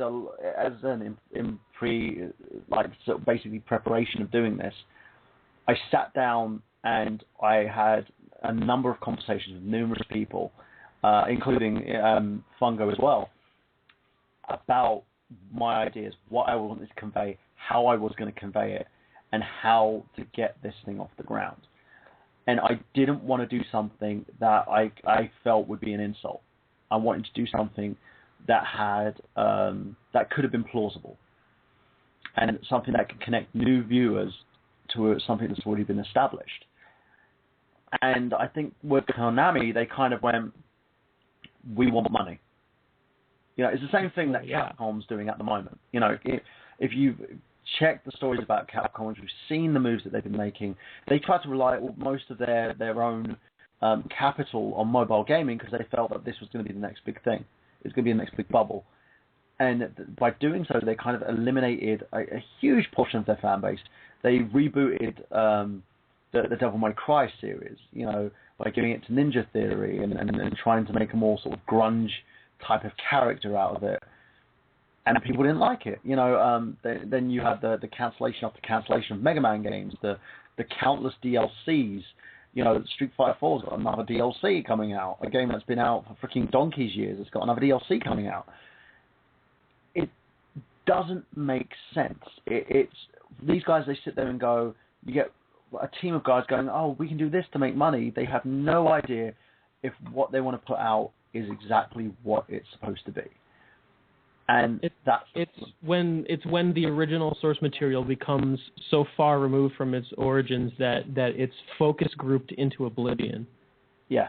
It's just, how do we make money on this thing that we own? We don't know anything about it, but you know, let's ask some people who have nothing to do with it, you know, what it's all about, and then we'll show it to some people who aren't going to absorb it, who aren't going to be consuming it, and we'll ask them what they think it is because we want to maximize our market. And that's the big problem. It's when it becomes something that's more financially about a product, people are going to stop caring about what they want to produce. And as Zach sort of alluded to here as well, you're not caring about what you're writing about. You're not caring about the characters. They were hoping, by putting out a film that was delayed since the first one, because Christoph Gans, I think it was like, I believe nearly 2-3 years, Gans kind of left the project afterwards. Even though he was going to do a second movie to the first, it was going to be like a trilogy, sort of a series of movies, and it just killed itself. You know, it shot itself in the foot. And with something like Revelations that came out, it didn't know what it was because it never had a stable kind of story to work off of. There was no structure. There was no basically vital character in this movie. There was nothing. It was just, here it is, it's got the name on it, we're going to name some of the characters after the same characters in the game, and we're going to serve it to you. Mm-hmm. And we're going to package it with a ride. We're going to put a ride in it at Universal Studios with this, so you know. Yeah. And again, it's kind of it fed off of that whole jump scare mentality. You know, we're going to scare you because something's going to pop out of nowhere, and you're going to be like, oh my god, it popped out of nowhere. Instead of understanding the atmosphere, the ambience, or anything. You know, it didn't work out, and it really tarnished the name of the, and I'm going to say it in such a sense, of the brand. You know, people don't look at it the same, not just because of the movie, but because of a lot of poor games as well at the same time. And that's another question I want to ask you, actually. Why do you think people don't see Silent Hill the same way anymore? Why fans have kind of migrated away from it? Why Konami have kind of shelved the game in general? Because I know there is talk, there is murmurs, there's rumors that Kojima is going to be taking over and trying to see make a Silent Hill game using the Fox engine, which I think is not going to fucking work. But do you feel that it's been damaged to the extent that people no longer just trust it, just don't want anything to do with it? Here's the thing. I am truly confused by Silent Hill fans' reactions to the new games because they are really a betrayal of everything that they loved. Wait, what are they? I feel. A betrayal? Betrayal! Betrayal! Betrayed me! Again, I hate you, Zach. And then, on the subject of people caring about what they're doing, nobody loves Silent Hill more than Hewlett. That's not hyperbole. Literally nobody. Anyway, but the Konami certainly. I mean, I wouldn't say they don't care about their series because it brings them lots of money. but they don't care about it at the level of someone who really understands what's going on with it, and the problem is that it was handed to somebody who thought he understood and convinced a lot of people at Konami that he really knew what he was doing. And Silent Hill fans are such that there's this idea that Silent Hill is supposed to be 100% subjective and open to everybody's interpretation. And whatever interpretation you have is the right one. And so the games started to follow that, where if you look at Downpour, Tom Hewlett wrote Downpour in such a way that it gives 6 different explanations for every one thing that's going on. And it's not like it was left vague so you could fill it in. It was, here is an explanation that you can choose from. Here's another explanation that you can choose from. Here's another explanation that you can choose from. You pick your own adventure. And the fans went with that. And they say, yeah, it is whatever I want it to be. And that's partially what the Real Silent Hill experience is about, which is, no, it's not, there's subjective things. You can make up whatever you think Harry's thinking at whatever time. You can, however you want to interpret something that is left unexplained in the game, you can interpret it. But there are things that are explained. There is a reason for everything. There are things that Silent Hill games have to do, and the new games don't do that. And nobody realized it. Like with any story, there's rules. There are rules. Yeah. And the Silent Hill is straying away from the rules, but Silent Hill has been traditionally written, and is still written in such a way that the rules are not immediately apparent. So if you don't know the rules, then anything goes. And so they put out these games that the other thing is that the games are just not good. Have you played Downpour? Yeah, the game itself is very hard to control. The mechanics are just terrible, and you find that as well. Getting through the game is kind of a chore. It's one of those games that I picked up, I played halfway through, and then put it down. Yeah, it's boring. Yeah. Shattered Memories is boring. Yeah. Homecoming is boring. Yeah. Origins is boring. These games are boring. Because again, it's someone's interpretation of Silent Hill 2. And yes, it's just let's copy Silent Hill 2 over and over and over and over and over again. And as long as we have that, we can do whatever else we want. Yeah, because people love Silent Hill 2, and they lost the meaning of why Silent Hill 2 was canon in the first place. If you wanted to, you could play 1 and 3, and you've still got the full story there. But Silent Hill 2 had its own purpose. Right. And I get very leery when people start using the word canon. Because the canon is, whatever Konami says is canon, but that doesn't necessarily mean it has anything to do with the original story. So I like to say that the original 3, and even in some cases, in some regards 4, they have what Silent Hill.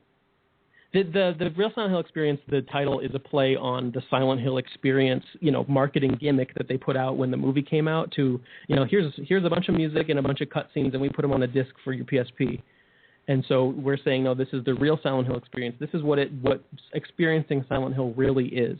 Yeah. 1, 2, 3, half of 4, and then the rest of them are not following this.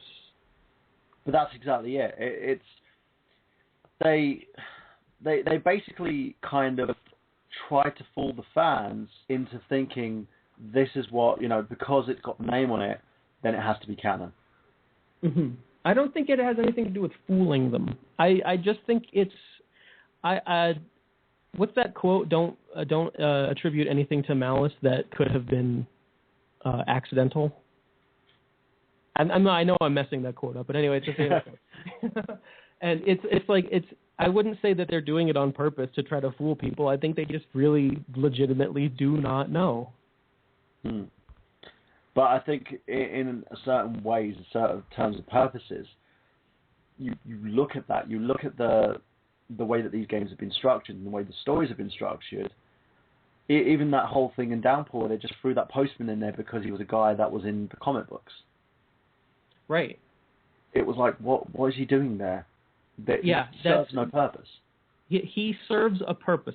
The purpose that he serves is Silent Hill is a haunted town And when you go there, you get trapped there until you can leave. That is the Tom Hewlett and Devin Shasky explanation for Silent Hill. Yeah, it's like Post Silent Hill 1 is Silent Hill 2. You go there, you get trapped there, and you leave. So the postman is their way of, without actually explicitly stating this, their way of cementing that idea as the core Silent Hill idea in Downpour. So it's not that he has no purpose in the story. In the story, he's just kind of just like, I'm not going to tell you anything. You should go over there. I'm not going to tell you why. I'm just a creepy guy. I'm here to creep you out. I'm weird. Yeah. But in the context, his purpose is to cement that idea as the idea. It's all psychology. It's all therapist town. So that is the purpose of Howard Blackwood. But it shouldn't be that. It shouldn't be, no. It would never. Absolutely not. And that's the kind of what bugged me about it so much as well. I've always seen, when it comes to that name, Silent Hill, when it comes to the game franchise, the first three, in a sense, when it comes to these movies and everything else they've attached to it, I look at that and think, it's supposed to, Silent Hill itself is supposed to invoke innovation. It invokes a very well-made story, well-written story, and the three movies tell that story perfectly. But each separate sort of game has that kind of atmosphere to it, in a sense. Mm-hmm. And in the other games, they never had that atmosphere. They didn't understand that atmosphere. They never knew what they were doing. It was like, Silent Hill 2 did this. This is my favorite game. I'm going to copy and paste that. And, oh yeah, we're just going to throw, Pyramid Head's going to be in there somewhere. Mm-hmm. Even if we don't call him Pyramid Head, he's still Pyramid Head. Still Pyramid Head, yeah. And it's okay, you obviously didn't know James Sunderland's journey. You obviously didn't know what he was doing, why he was doing it. You just went, we're just going to throw someone in who's supposed to be James Sunderland. Right, and they didn't understand how the town was allowing him to have that experience, or why the town would do such a thing. Yeah, that's it. And all they're talking about, the town's trying to help you find a resolution. No, the town is judging you. Yeah, I think that's the biggest split. It's like it went from the town is judging you, the town is punishing you, the town has this cult influence. The cult, like there was a spiritual power, and then the cult tried to summon their demon god, and it didn't work, but it put their demon god in the spiritual power. So now the spiritual power is like acting like this god. This is one interpretation within the multiple interpretations that the original games allowed you to have. I'm not counting any games that, other games, and I'm not accounting for other interpretations that the games would allow you to have, because there are several interpretations that the original games, like there are concrete things that happen, but you can interpret them in a couple different ways. And the one that really allows Silent Hill 2 to happen is that the cult's god imprinted onto the spiritual power, or just influenced it, and now it's it's judging people. It's calling people in that are bad and judging them. And what happened after that was, no, it's not judging anyone. It just shows you what it brings yourself out, and then you judge yourself using the town as a conduit or something. I don't know. It's ridiculous. Yeah, and basically it's like the town's alive. But yeah. How can the town be alive when at the end of 3, the cult's god was dealt with? The whole thing came to a closing. There was a resolution. But yet they kept padding out the story, and then instead of becoming the god, it was the town itself. And you're sitting there thinking, well, if it's the town itself that's doing this, what's the reasons? I always go by any story and structure as who, what, where, when, and why. Right. Who are the characters? What's going on? Where is this happening? And why is this happening? And none of the games after 3, and I would say Little 4, because I always consider 4 a side story. Yes. In my opinion. None of them have that. None of them explain it. And I think a lot of that's attesting to poor writing and poor character development, and even to an extent, just very poor mechanics that just it makes the game drag.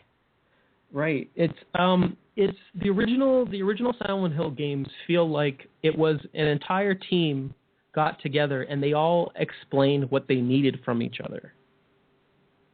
And then post Team Silent, it became Tom Hewlett telling people this is what you have to do, rather than like a group effort of here's what we're going for, here's what we're trying to convey. Let alone that they didn't convey the correct ideas, but it was like we were trying to convey this thing. How do we all work together to convey this thing? And in terms of the atmosphere, well, I'm going to get railed for this. Okay. People have said that we're just weeaboos. We're Japanese fanboys. We want only Japanese people can make Silent Hill games. But in a way, that's kind of true, because Silent Hill 1, 2, and 3 were the Japanese creators trying to make an American horror movie through their Japanese eyes, the way they see things. And that definitely comes through in the games. You're going through like Silent Hill is like a bunch of American horror movie archetypes, but with that Japanese skew of like Japanese people see them differently. And you're going through like Japanese environments. The buildings look very Japanese, and the town is built. It's supposed to be American town, but they're Japanese people, so they make it in a way that Japanese people would make it. And Akira Yamaoka has even said this. I have been very, very, very, very, very, very careful that we did not say that in the video series, because I kind of want people to come to that conclusion themselves. But it's kind of true. Like, Japanese people made that game, and I'm not saying an American team can't do it, but I am saying that the only people that have been able to do it so far are the Japanese. Well, it's mostly due to understanding. I think, as you've put the nail on the head on this, there was no understanding as to what people were doing. They were just trying to make Silent Hill 2, but with a different story. Right, and then and they watched the making of and thought, oh well, and thought maybe they did understand it from just the making of it. You get that line in Shattered Memories that sex is death. The making of says the original approach at horror was to take something sexual and something that has to do with death, combine them, but then the way that it came across in the games was then to obscure that so that it looks vaguely sexual and looks vaguely, threatening and fatal, but it's not really. And that's why it's so disturbing, whereas the new guys, they just say, oh, sex and death, we can do that. So they have autoerotic asphyxiation, and then they have, things like that, where they're just like, we'll just have a guy say there's sex and there's death, so therefore you should be scared because that's psychology. There's no understanding of why the horror worked. There's no understanding of why the stories worked. There's no understanding of how the atmosphere worked, and there's no understanding of the gameplay style. There is you can control the way survival horror games work very specifically, versus like if you were to make Silent Hill an FPS, you can't really control, like the reason they're tank controls and their survival horror style games is because they can control where people are going to be, where they're looking at what times. Whereas in Downpour, you can fly through that and miss half the things that, because they didn't have any control. You can't pay attention to what's going on. They can't really show you what it is that they're trying to show you. Yeah. Whatever that may be. No, I agree totally. It's the whole thing about it as well. Within the first 3 games, it's about making sure that you see everything. You want to get the whole story. That's one of the reasons why you want to go for that kind of plus ending. You want to make sure that everything fits in place, so you can truly say that you've completed this game and that you've understood everything that's been going on. Right, and the way they can control the way you do that by controlling what you see at what times. Which items do you need before you, and then put it into a puzzle so that you're solving this puzzle and you're really thinking about what's going on at the time. Yeah, and that's And, it seems like they're trying to move further and further and further away from that. They want it to be action-oriented. They want, I'm doing too much reading. I'm not swinging a sword around. So give me a sword and I can swing it around, Yeah, they totally went away from that. And then when it got to Book of Memories, they got rid of it altogether. Book of Memories is what was that new adventure game, Adventure Time game called? Or one of them is called. Let's go explore the dungeon. Explore the dungeon just because. Yeah. That is Book of Memories. It really is. Let's explore the dungeon just because. There is nothing in there Silent Hill related at all. Yeah, it's just got name value. And that's the big thing. It's basically they've torn it apart as much as they can, and then got to the point where it's just like, well, that's it. We don't. There's nothing of what we loved there anymore. Mm-hmm.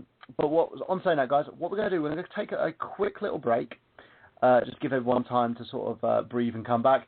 And I'm just going to pop a song here, and it's from Zach's band. Zach, do you want to introduce it? He's disappeared. He should be back in a second. So I'm just going to pop that on, and we'll be right back with Rossetter right after this.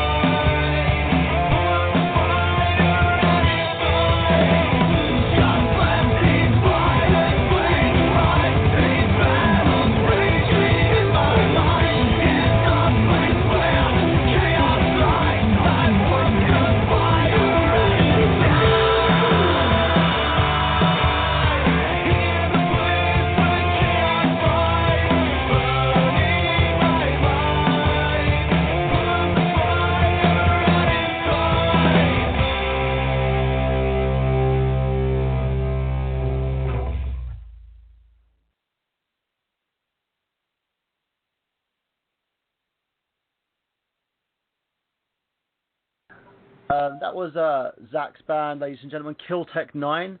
Zach, do you know the song? You're still not back.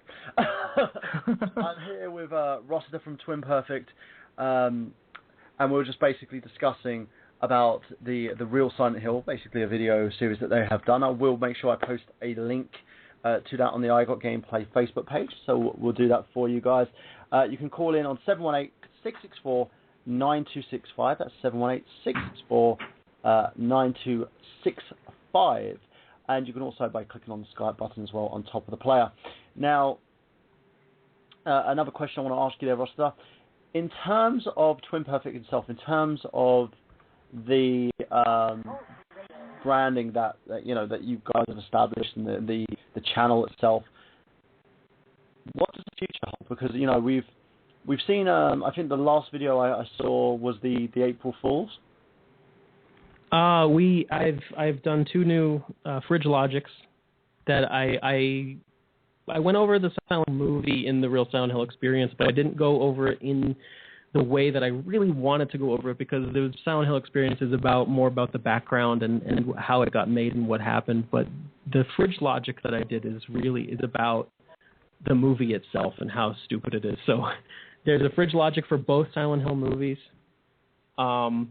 We did do a podcast about Hideo Kojima taking over the series.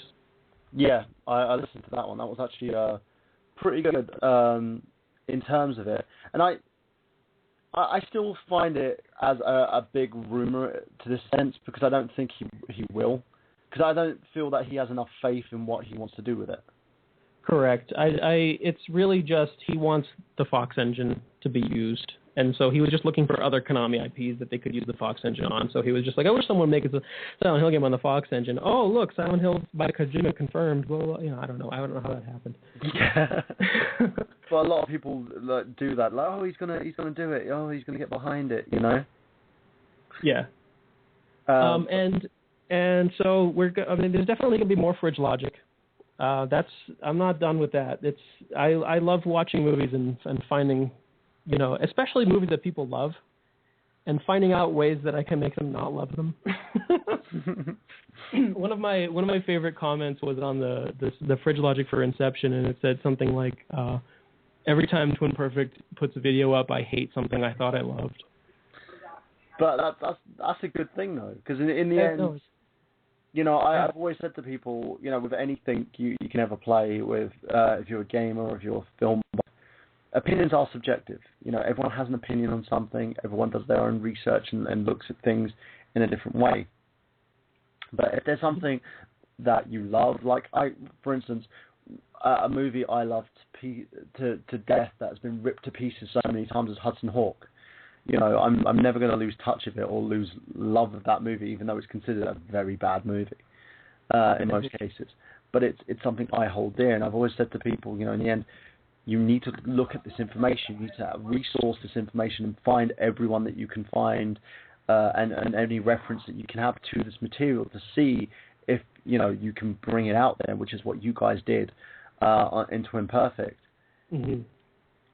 Yeah, it's really Twin Perfect is about showcasing things that changing minds. It's really about changing minds. Trying to steer the general opinion in the correct direction, or at least as what it's purely selfish. I just want more Silent Hill for myself. I just want more good stuff for myself. And the only way I can do that is by making a big stink and getting everybody fighting over it and maybe get somebody fired along the way. Then that's what's going to happen. For me, the fun stuff, it's basically, the way I see it is, and the same thing that I say when it comes to what I'm trying to do with the TV series, I had to look at every single bit of reference. I had to look at everything that was being said and everything that was being done, in a sense, because I wanted to make sure I didn't make the same mistakes. Well, not as the films, because the films, in my opinion, were trash, and again, it's my opinion. But in terms of the games, I wanted to produce something that was true to it for Silent Hill fans, but also more in terms of what I want to produce invokes new fans into the series. For those who haven't seen it, can say, hey, I like it. I don't necessarily want to sit there and go, oh, it's canon, or do something to basically twist anything in a certain way that I want, or make Harry Mason a chihuahua or something like that. It's more the fact I want to basically be as clear and concise as possible, and I think sometimes you've got to go back to basics.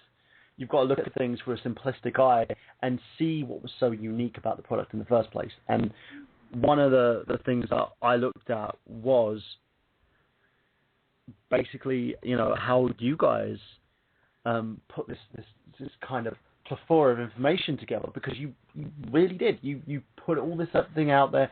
You've got these opinions, and the great thing I found was you argued everything with facts. Yes. You never once stood there and went, we believe so because. Even when everyone was going on about Samael and Metatron, for instance.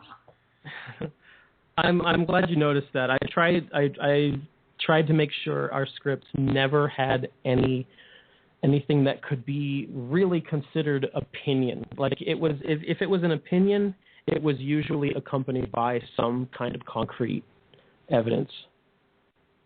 For example, the Silent Hill, the Samael stuff. Or if we were going to say, the texture work in Silent Hill Homecoming is bad, we're not just going to say it's bad. We're going to say the last time we saw this, this good, it was Shenmue, and then show a side by side, showing them, look, it's just like Shenmue. Yeah, and that's the thing, it's in terms of what you guys. I remember because when you guys did that whole answering questions. And it was funny when you had that. It was quite entertaining as well, because some of the questions that put out there were rather sarcastic tone.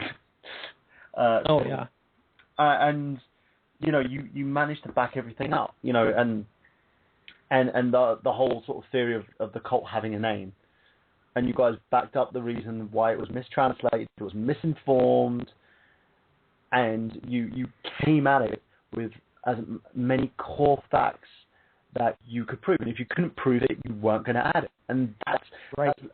In my opinion, that's amazing, And in terms of that, why did you do that more to the fact that you wanted to make sure that it was completely and utterly 100% accurate? I wanted it to be not just another review. I didn't want people to look at it and see, oh, it's just some guy's opinion. Yeah. I wanted it to be, here is a fact. Here's a fact. Here's another fact. And here's what we can learn from these two facts. Let's put them together and find out, I have heard that people don't like the new Silent Hill games. Let's go in and explore why. Let's look at some facts about the new Silent Hill games. And, and what we say right in the videos, if you disagree, you can disagree. You can like the games. If you want to like something that is not what it says it is, then that's totally fine. But you have to know that it's not what it says it is. On the subject of reading comments that were caustic and sarcastic, if you make a big enough stink about something in our videos, we'll put it right in the video.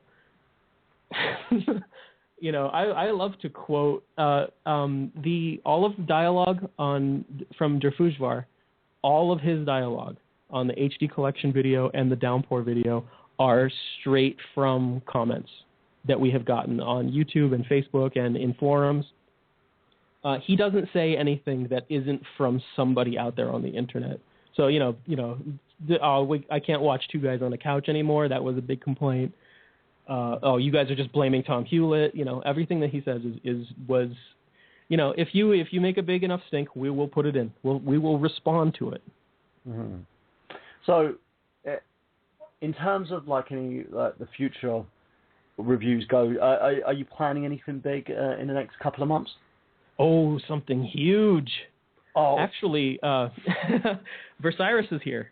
Versiris is visiting from Canada. She is helping out with some stuff around the house.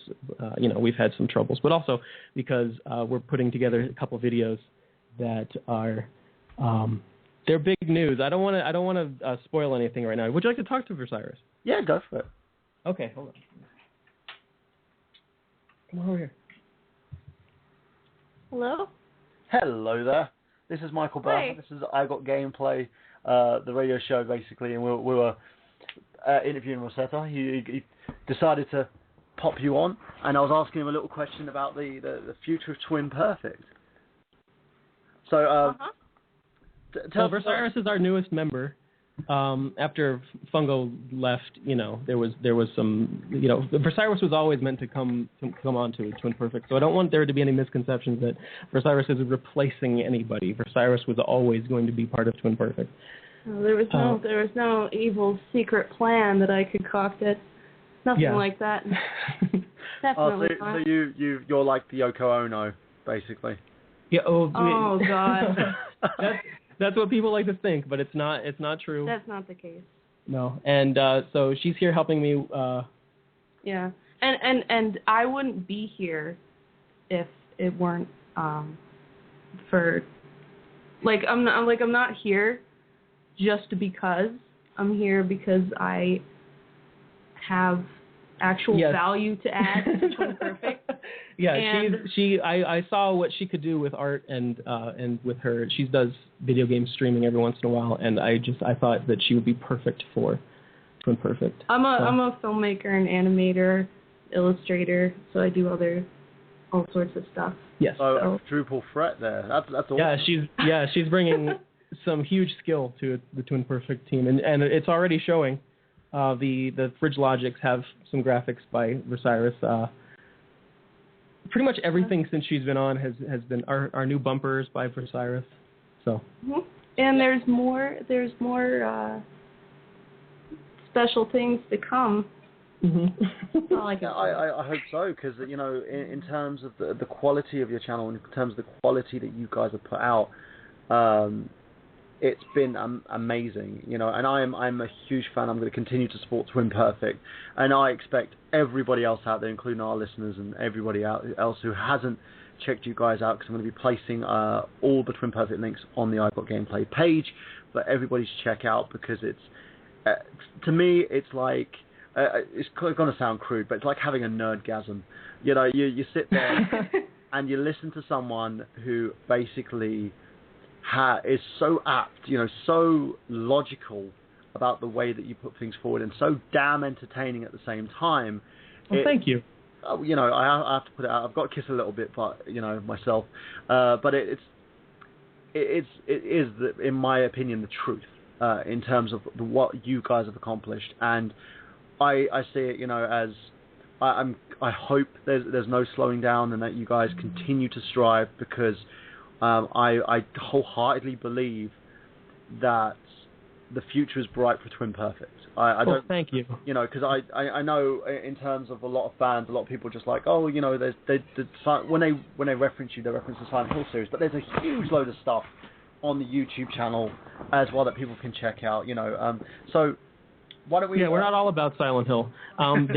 We've got in terms of speaking about the future huge projects. I am currently playing through Final Fantasy 13.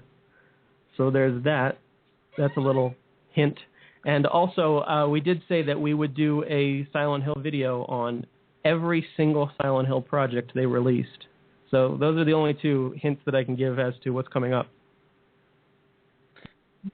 Well, in terms of that, it's for ladies and gentlemen out there, the show is going to go into the archive. So we've got another hour left if Rossetter chooses to basically stay with us for that long.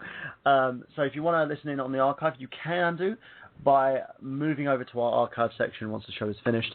For those who have taken part, for Nick Horchek, of course, who rang in on the show, and for those who sent me the tweets and Facebook messages, thank you very much, guys.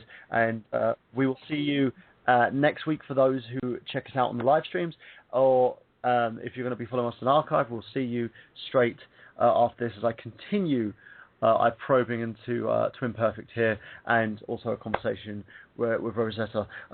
So let me ask you a quick question in terms of the channel itself. How comes it's been so long? You have such big gaps between your videos.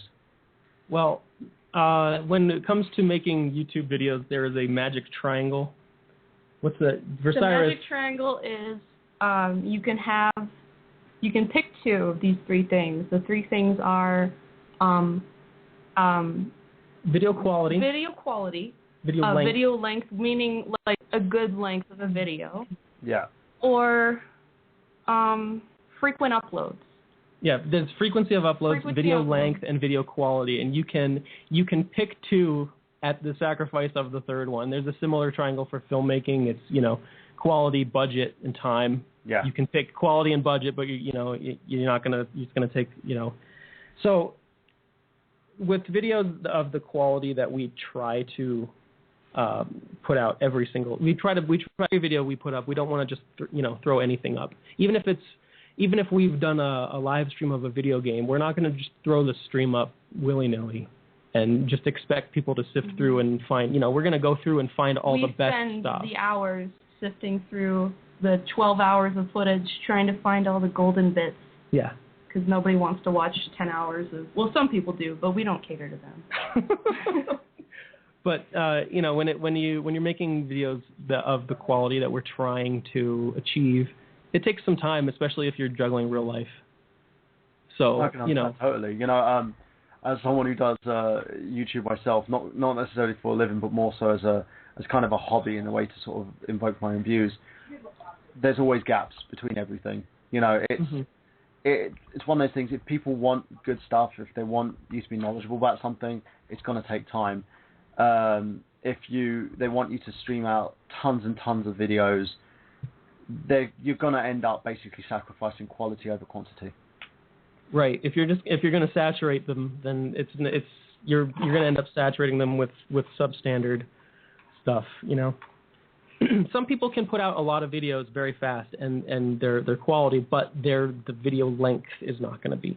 Every time we do a video, I always end up wanting to make it 2 hours long. And also the kind of videos that Twin Perfect does are the ones that take a long time. People do vlogs, and some people are very good at doing vlogs, and they release them every day, and that's fine. If they're really good at it, but they're just the kind of videos that we strive to make are the ones that take lots of effort and time to put to.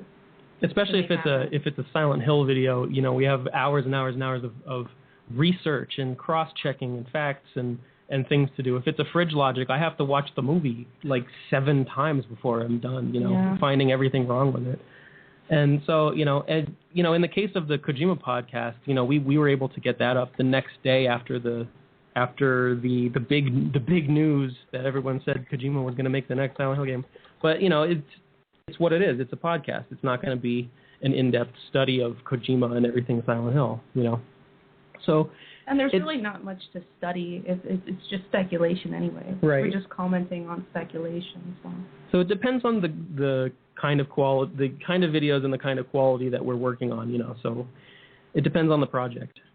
We're working on a video right now that we'll be releasing today or tomorrow. That we've only been working on it for a couple of days, and it's not anything huge. It's just a stupid little music video type thing. But we're not spending the time on it, so it's we're able to put it out quickly. But the big stuff, especially the 2 projects that we're working on right now, the Final Fantasy project is going to take a very long time because I've already put 90 hours into Final Fantasy 13. So that's an indication of the kind of work that I'm doing here. So yeah, I can understand totally on that one. The games take a lot of time to analyze. I remember I was speaking to someone about the Silent Hill project that you did, and apparently it took what was it, years to produce? It took 3 years from the start to finish. It took 2 years was Fungo had moved away, and we were waiting for him to come back and trying to juggle his real life and my real life, and at the same time we were trying to write the thing through Skype. Yeah. And then that took 2 years, and he announced it, at the beginning, and so people were waiting a long time for it. And then he came back for a while. We shot the thing, and then he had to leave again. And so it was an entire year of me every single day editing. I was basically teaching myself how to make a video at the same time. And so it took a year to produce that first 3.5-hour chunk. Parts 1 through 12 is about 3.5 hours. And it didn't take 3 years really to make it. It took, I would say, a year of straight of editing and maybe 6 months total of writing, in fact checking and research and all that stuff. And I'm certainly getting better because when the HD collection came out, it took only 6 months to have 2 hours of review for that one. So, the the longer we go, the more efficient we get. So the delays in the videos won't be so long. Yeah, as I said, it's when it comes to quality, as long as it's the same quality as you guys have been putting out, I don't see a problem. For me, as a fan, I can't wait to go from one video to the next, and it's a great thing as well. And also want to ask, what other projects are sort of in the horizon for yourself? Do you see yourself doing anything outside of Twin Perfect? I'm pretty much focused on Twin Perfect right now. I'm trying to make this my full-time job. Oh, okay. So it's a lot of work. So I haven't really planned anything else. I would eventually like to shoot a movie someday. Hey, I'd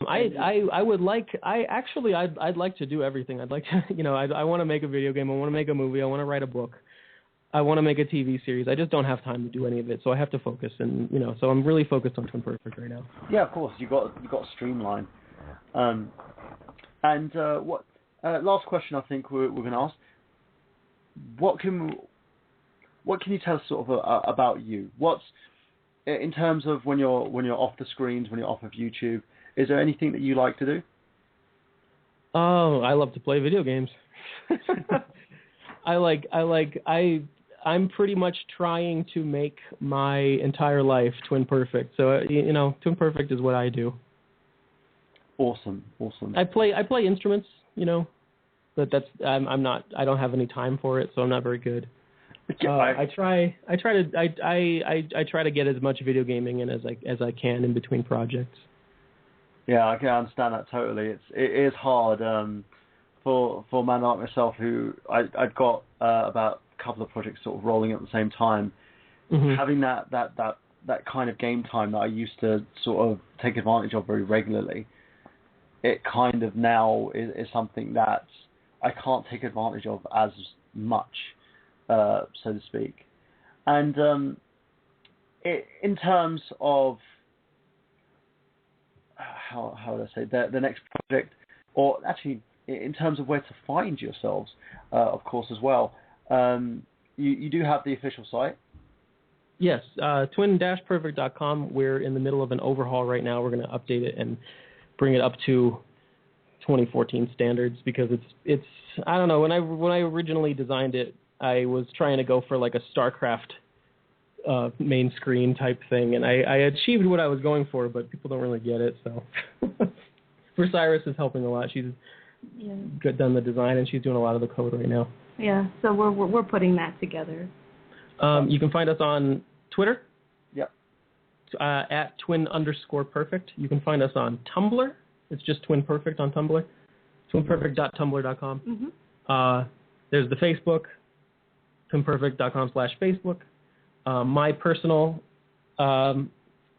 Facebook is Rossetter de Twin Perfect, D''Twin Perfect. I know it's ridiculous.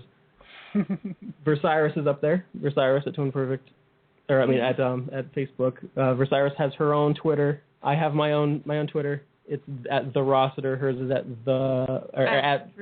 Vercyrus. I also have my own YouTube. Yes, Vercyrus has her own YouTube, where I make cartoons. There's only one cartoon there, but I'm in the process of making some more. So it's called Backwards Cat. It is amazing. I helped her on the music, and she did. That's right. Rossetter did the music for it. And it took her a year and a half to. It's hand drawn. It's not because it took that long. I was doing other stuff in between, but it did take a long time. And it is a hand drawn cartoon. It is impressive. It's traditionally animated. And it's funny. So check that out. And I think that's all of the social stuff. So. Oh, great. Are you going to be attending any cons this year? We're trying to get a panel. We're trying to get a panel at MagFest. MagFest. If you don't know what MagFest is all about, it's they don't like being called a convention, but it's basically a video game and music convention. But it's in Maryland. It's in the DC area. Yeah, it's right on the border of it's directly. Yep. It's very close to, if you know where the Reagan International Airport is. It's 10 minutes away from there. And it's in the date? Gaylord Hotel. It's a beautiful hotel. The convention is 4 days long. It's 24 hours. What's the date? The date, I believe it's January 25th through like the 29th or something. Yeah, and we are definitely, even if we can't get a panel, we are definitely going to be there. We'll be there. I go every year, and this will be the first time for Twin Perfect. Twin Perfect as a whole. This will be the first We're time. trying to get Derfouge to go too. But it's that's all we have planned. Fun. It's a great place to go and stay up all night, and they have panels. They have like huge arcade room full of old arcade machines, new arcade machines. They have like League of Legends tournaments, Smash tournaments, all sorts of tournaments. I'm gonna win the Smash tournament. Yeah, they have all sorts of stuff. It's great. Actually, but that's the only convention that we have planned. So for now. Awesome. In terms of that, then you've, as again, for anybody out there, you want to add them on Facebook, you can do by going to their Facebook page, which we'll leave the link on the I Got Gameplay Facebook page, of course, as well, or on my personal Facebook page. Make sure you, go onto Twitter for updates as well, Tumblr, of course, as well, which is a thing, youtube.com/user/Twin Perfect channel for more of their content. It's, again, guys, I can't recommend them enough. It's basically been such a treat to have you guys on this podcast today and to have you guys on this show. It's, as I said, for me, who is a fan of your work and constantly looks forward to receiving more and more updates, keep doing what you're doing. And hopefully, I can't wait to basically either have you back on the show or work with you again on another project, because as I said, it's amazing to see such great work come out of something like YouTube, which has kind of been watered down now in terms of the way that it used to be. You have the great channels, but it's just a lot of Let's Players like playing games and screaming. It's all Let's Plays now. YouTube is just Let's Play Central. Yeah, and it's. Well, apart from Nintendo Let's Plays, because, Nintendo just copyright claims everything. I think they actually reversed that. Did they? I think Nintendo actually gave up. Well, they still do it. They still do it. I might be wrong, but that's the last news I heard. Yeah, I've had numerous claims on my channel, on my own personal YouTube channel, and I can't live stream. I've been banned from live streaming for 256 days because Nintendo copyright claimed the crap out of my videos. Uh-oh. Yeah. So they copyright claimed the crap out of it, and then they copyright claimed those same videos that I acknowledged again, and then did it again. So I had to acknowledge them about 20 different times. But it's all good. It's in the end, with YouTube has everything in a sense, but sometimes you have to dig through all the dirt and the nonsense to get through to the great stuff, guys. And as I said, I can't highly recommend this channel enough. They do take time in posting their videos, but every single video they do post is a treat. Literally is a treat for each and every one of you guys out there. So make sure you tune into that. And basically, if you want to reach me, you can do on youtube.com/TheNerdGenius. You can also listen to the archive of this podcast on nerdgenius.com, retrounlim.com as well, guys. And you can check out I Got Gameplay every Saturday night at 8 p.m. Hopefully, I will have the rest of my hosts back. Everyone's called in sick today, but it's been great because it's allowed this interview to be a lot more personal in my approach. And Zach, who was here as well, guys, make sure you check out his band Killtech9, his YouTube channel, youtube.com/gettingyournerdon. And as always, guys, this is Michael Burhan for Rossetter, and is it Faluge? Derfouge. Of course, for Twin Perfect, saying... And for Cyrus. And for Cyrus, of course, saying that we've got gameplay. Have you? I do. Yeah, I know, and I can't... This always happens at the end of the show. I can never find the outro. Oh, here we go. And there you go, guys. Good night.